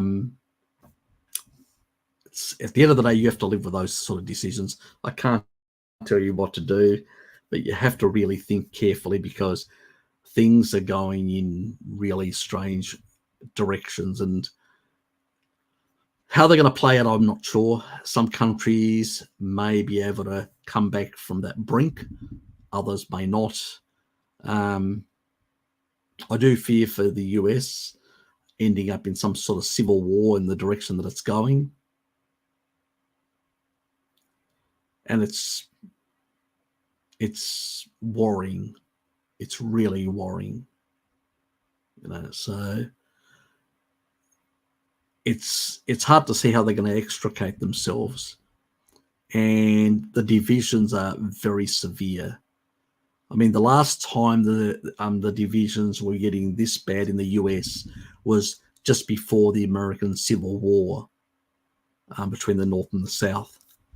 So we're probably not at that level yet, but it seems like every year America is creeping closer to that sort of scenario, and it's disturbing and worrying. It is really worrying in that regard. So I hope that, you know, more people wake up and things will be able to be pulled back from the brink. But I don't know. I also worry for parts of Europe, like Poland, Germany, parts like that are being deindustrialized rapidly, and that could have, bring about old ghosts back into power, demagogues, promising the earth when they can't deliver, and potentially erupting into conflict in that part of the world as well. So there's a lot of things on the horizon that are worrying. Let's put it that way. I hope I'm wrong. I really hope I'm wrong. I'd rather be wrong than be right. But I think you guys need to be aware of these risks and take some mitigation in terms of how you address things. See, in the past, I would say get more, but having more, like owning more, having more debt, which is productive debt and all that. But when you're actually just completely bastardizing the system, where real assets are really zombie assets, they're not really gaining anything, and people are losing and potentially can be squeezed out of everything they own. I'm in the past, I would say leverage up because you can actually make more. Now I'm actually thinking, well, maybe you need to get out of that whole paradigm completely, because the big players are just going to squeeze you out if you don't leave voluntarily, so to speak, and then buy assets which you own outright and they can't touch you. Well, hopefully. And these are the worries, But then again, they did come after the Russian big farmers. So there's always that risk. It's hard to say how it's going to play out. It's concerning, to say the least. But you got to have plan B and plan C and plan D in this sort of environment. And I've done the same thing. I've actually got 2 foreign destinations to go to if things go to shit in this country. So I'm already sort of making plans in my own head of how things may play out. So I do have concerns. I probably have less concerns about Tasmania compared to many other parts of the world. But still, you never know.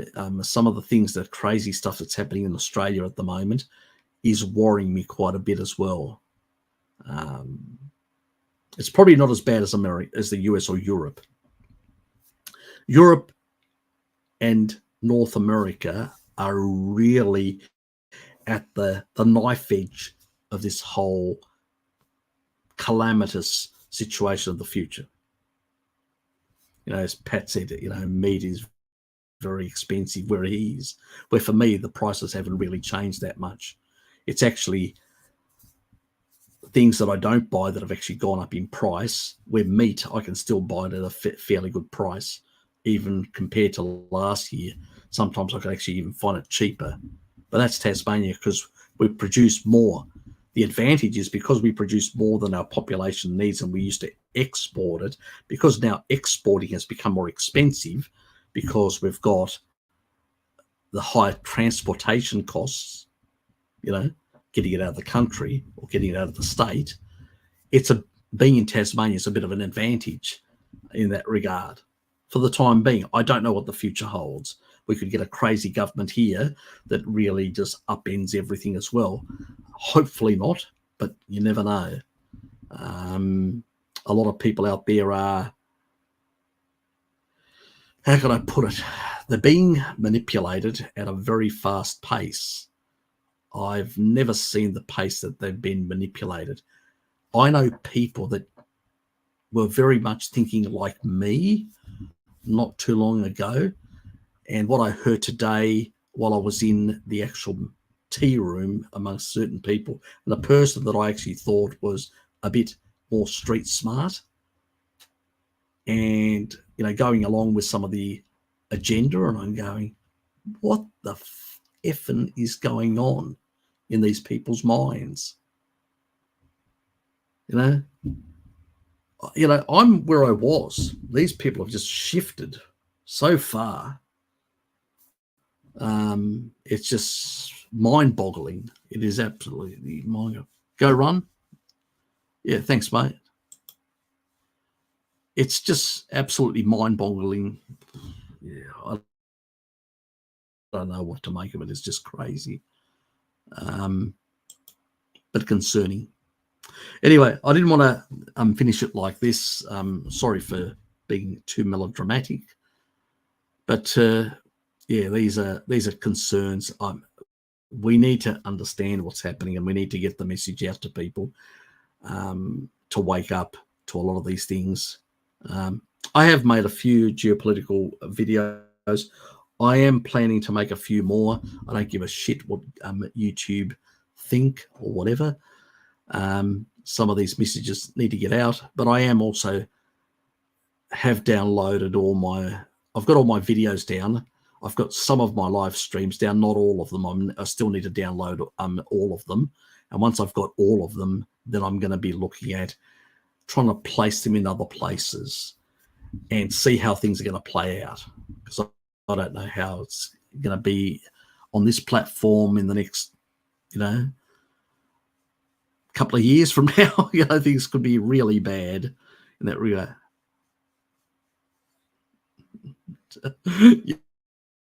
Well, you can't, Dom, at the moment.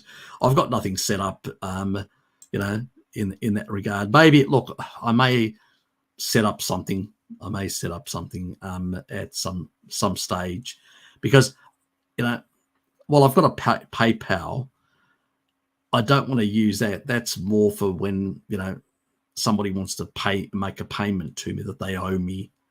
Owe you a lot of coffees, but maybe some sort of like Streamlabs or one of the others that, I may actually set up something like that, like some of the other people out there have done, and just use that, because I need to have something where I can see the messages, and then I need some way to actually put those messages on the screen, because I do want to acknowledge the people as well if they're going to give me a bit of support, so to speak. Because most of that support, it wasn't even going to me. It was really going to pay for the Zoom things, the software that I was buying, and a whole lot of other things. That's where it was going, pretty much. And I've never asked, because the primary money that was coming in wasn't from people giving me anything. It was from the income that I was deriving from the monetization. So it was the advertising stuff. So, I may have got a small amount of money coming in from, occasionally people, because I've never asked for donations, as you know, people may have given me $5 here or $10 there or whatever on a live stream. I may have done 2 live streams. I may have got $20-30 between the 2 live streams, but I probably got about $200 odd from the advertising revenue. So that's where the majority of the money was coming to me, and that's why I was generous with buying all the software, buying the Zoom thing, like membership, the professional membership and all that, from the revenue that I was getting from that. Anything else, occasionally I treated myself, because it was money that was my revenue coming from YouTube. So what they were paying to put advertising on now they're putting advertising on my channel. Are they putting ads on my videos, guys? Because I don't know. You guys watch my videos. Do they put ads on them? I wouldn't be surprised. They're probably still making money off me, but they're giving me nothing which is annoying. That's what I find annoying, because I still have to spend time to make this sort of stuff and whatever.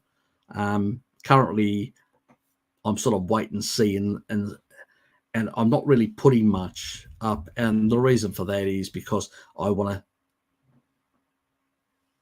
They don't put any ads. Okay, fair enough. Well, they shouldn't, because they've demonetized me.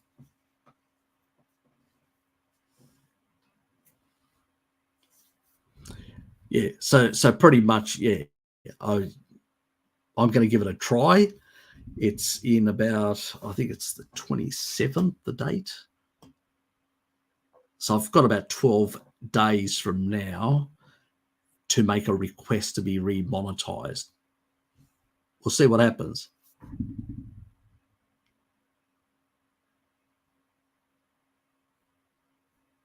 Haven't seen any ads on your channel recently, but they do reserve the right to show them on unmonetized channels anyway. Yeah, I guess that they did that, so I'm not surprised. But at the end of the day,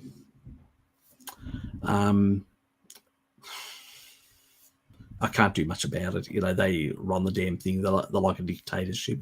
They don't really care what I think or whatever. So, but ultimately, my clips, yeah, the clips should.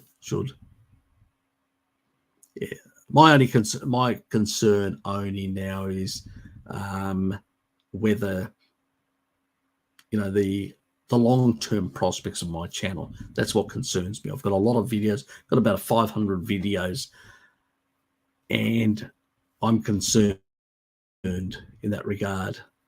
And so I'm in two frames of mind whether to request a remonetization and then them going through my channel with a fine-toothed tooth comb and causing me a lot of problems, and having to pull most things because I don't know because they don't tell you, what pisses them off, and do something like Bart had to do to reset his whole channel. So, yeah, I don't know yet. I mean, so yeah, wait and see. We'll see what happens.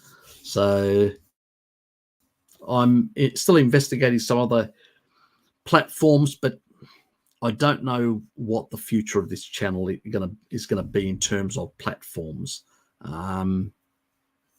So, and the purpose is a lot of the other platforms also require people to actually either get a membership or pay or stuff like that, and it's not what I want, because I don't want my subscribers to have to pay to view my stuff. I just want to get, if I'm going to get any revenue, to be able to buy things or to pay for the Zoom sessions or stuff like that. I want it to come from them, from advertising. But some of these other places, sort of charge people and stuff like that, and that's part of the problem. That, you know what I mean.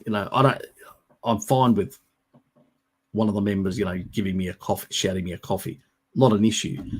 But I don't want the revenue coming from my subscribers, but primarily coming from them and the revenue.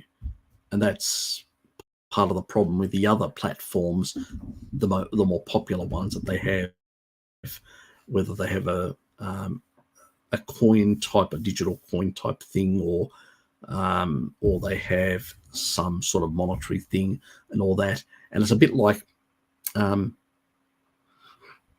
barrier for some people. And I don't want to lose.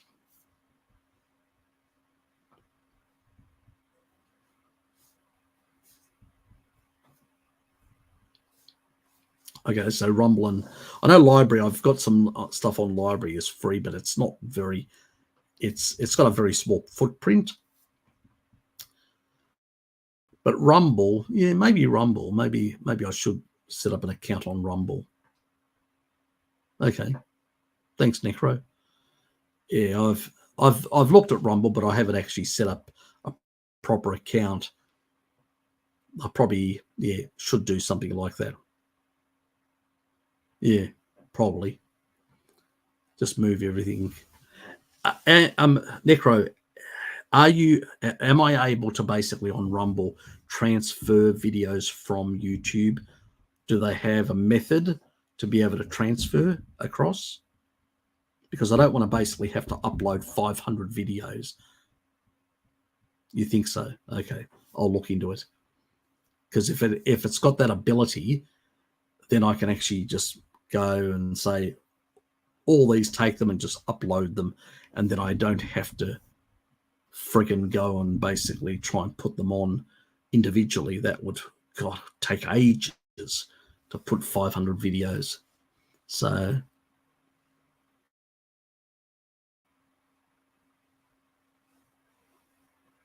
okay, so Rumble doesn't get the traffic. So what actually gets the highest traffic? Does anybody know? Outside YouTube, who's the next best out there? Does anybody know, or does anybody know any website where they actually have got like the amount of traffic? Because I don't know of any website that to look. I know you can't actually put the URL, just put the name of the website and I'll Google it. Rumble is one after YouTube. Okay, so it is the... Okay.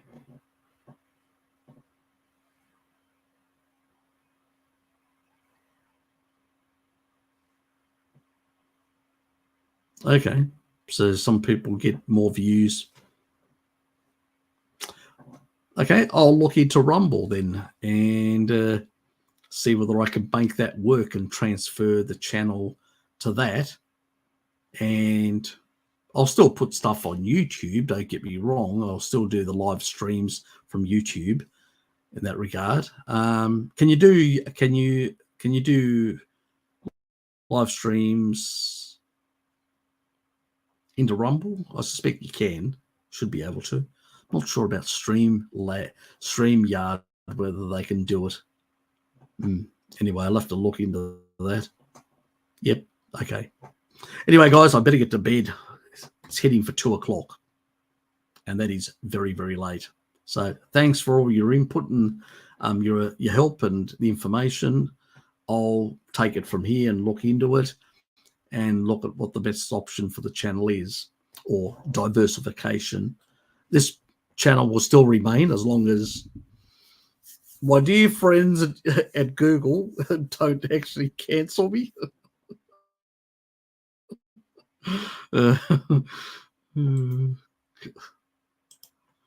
So what's this? Clipgrab.org. So I suspect this is one to tell you a friendly downloader for YouTube and other sites. Okay. It's more an uploader that I'm really looking for to Rumble.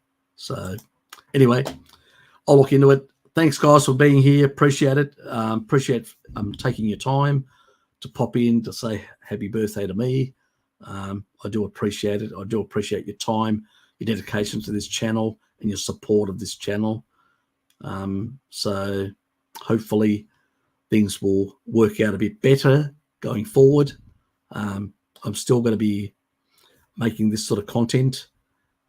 I think this channel will remain a channel that does both geopolitics, certain social issues, plus the nutritional side. I think that sort of diversified element to it, I think it's more what I enjoy, and I think many of you enjoy as well. And I think it's the way our world is becoming a very unstable world at the moment. We need to talk about these issues. We can't hide them under the carpet. We need to air them out. You guys need to ask me questions about certain things so I can actually discuss them on things that I know. I did have on the Eurasia one, Phil, and he's got a bit of a group of people that get together and talk about these sort of things. I think he did say that he's willing to invite me to that. So I may be joining that sort of crowd of people. So if that happens, I'll definitely put a link for people to go and actually be able to see it and all that. And we'll discuss things. Now, like in any group, we'll probably have some differences or the way we view things, but it's a lot. Those guys seem to be very respectful to each other. They don't necessarily agree 100% on everything, and that's fine. I mean, the reality is none of us have got 100% information or absolute proof of everything that's happening. To some extent, those are conversations about plausible things. There's a bit of speculation on what is plausible and what isn't,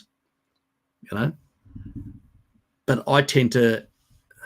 I'm a bit lucky that I've got access to other people within Europe and other people that are both in geopolitics, people that actually visit NATO, people that basically know people in the military industrial complex, people that are basically tied to these sort of things. And my family is a political family in Greece, where many of my relatives were in politics, in the military, in the police. So I've got connections and people, and I hear things from my relatives as well. And so it's a bit of an advantage that I have in that regard.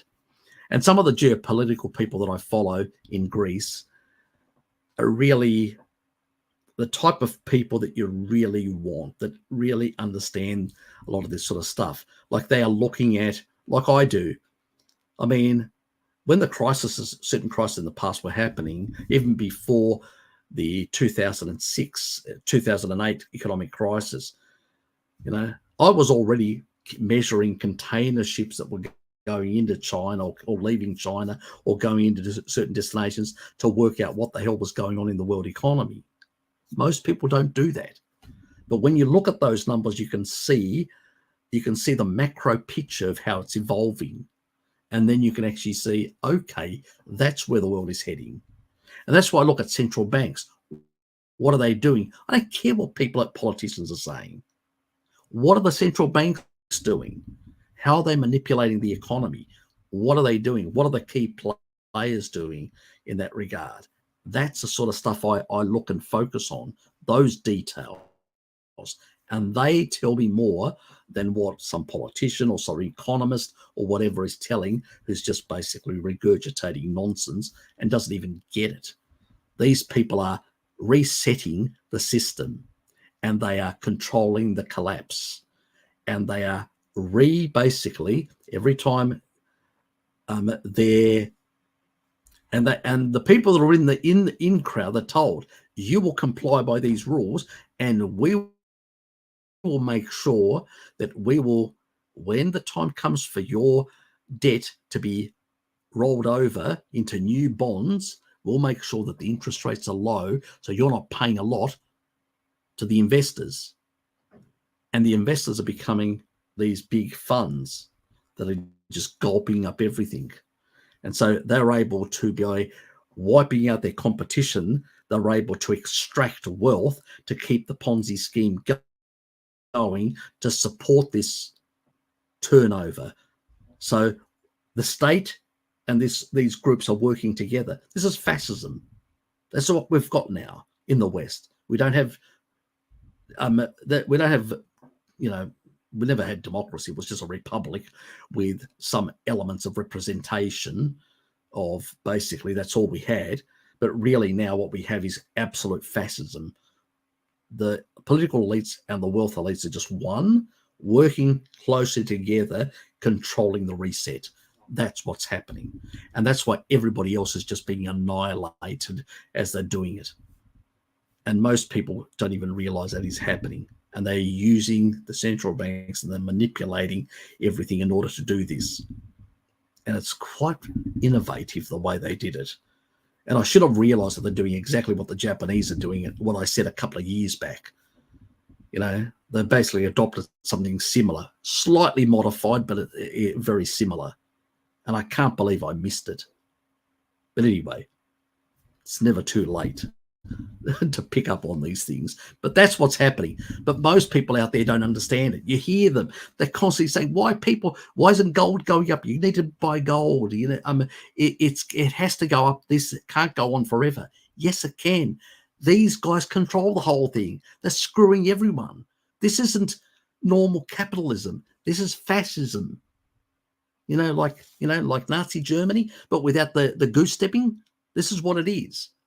They control the finance and the government, and they are resetting it to their advantage. That's what they're doing. It's because even there was an economist that wrote about the fascist Germany. He called it the vampire economy. It was if you really look at the Nazi Germany economy, it was just really one of the biggest Ponzi schemes. It was basically predicated, and you had to conquer to steal assets from everyone else to be able to keep the whole thing going. Well, that's exactly what they're doing. It's fascism, but in a different form, in a modern form. We'll discuss this in a future video, and I'll really elaborate the complexity and try to simplify it in ways that you guys can understand, to realize these guys are really state-of-the-art manipulators. I'm just annoyed that I didn't pick up early. Most people have got no idea what's happening. But I've seen the patterns before. I should have realized them. I still beat myself over the head. Probably my perfectionism. Joe, thanks for being here, mate. You're late, Dusters.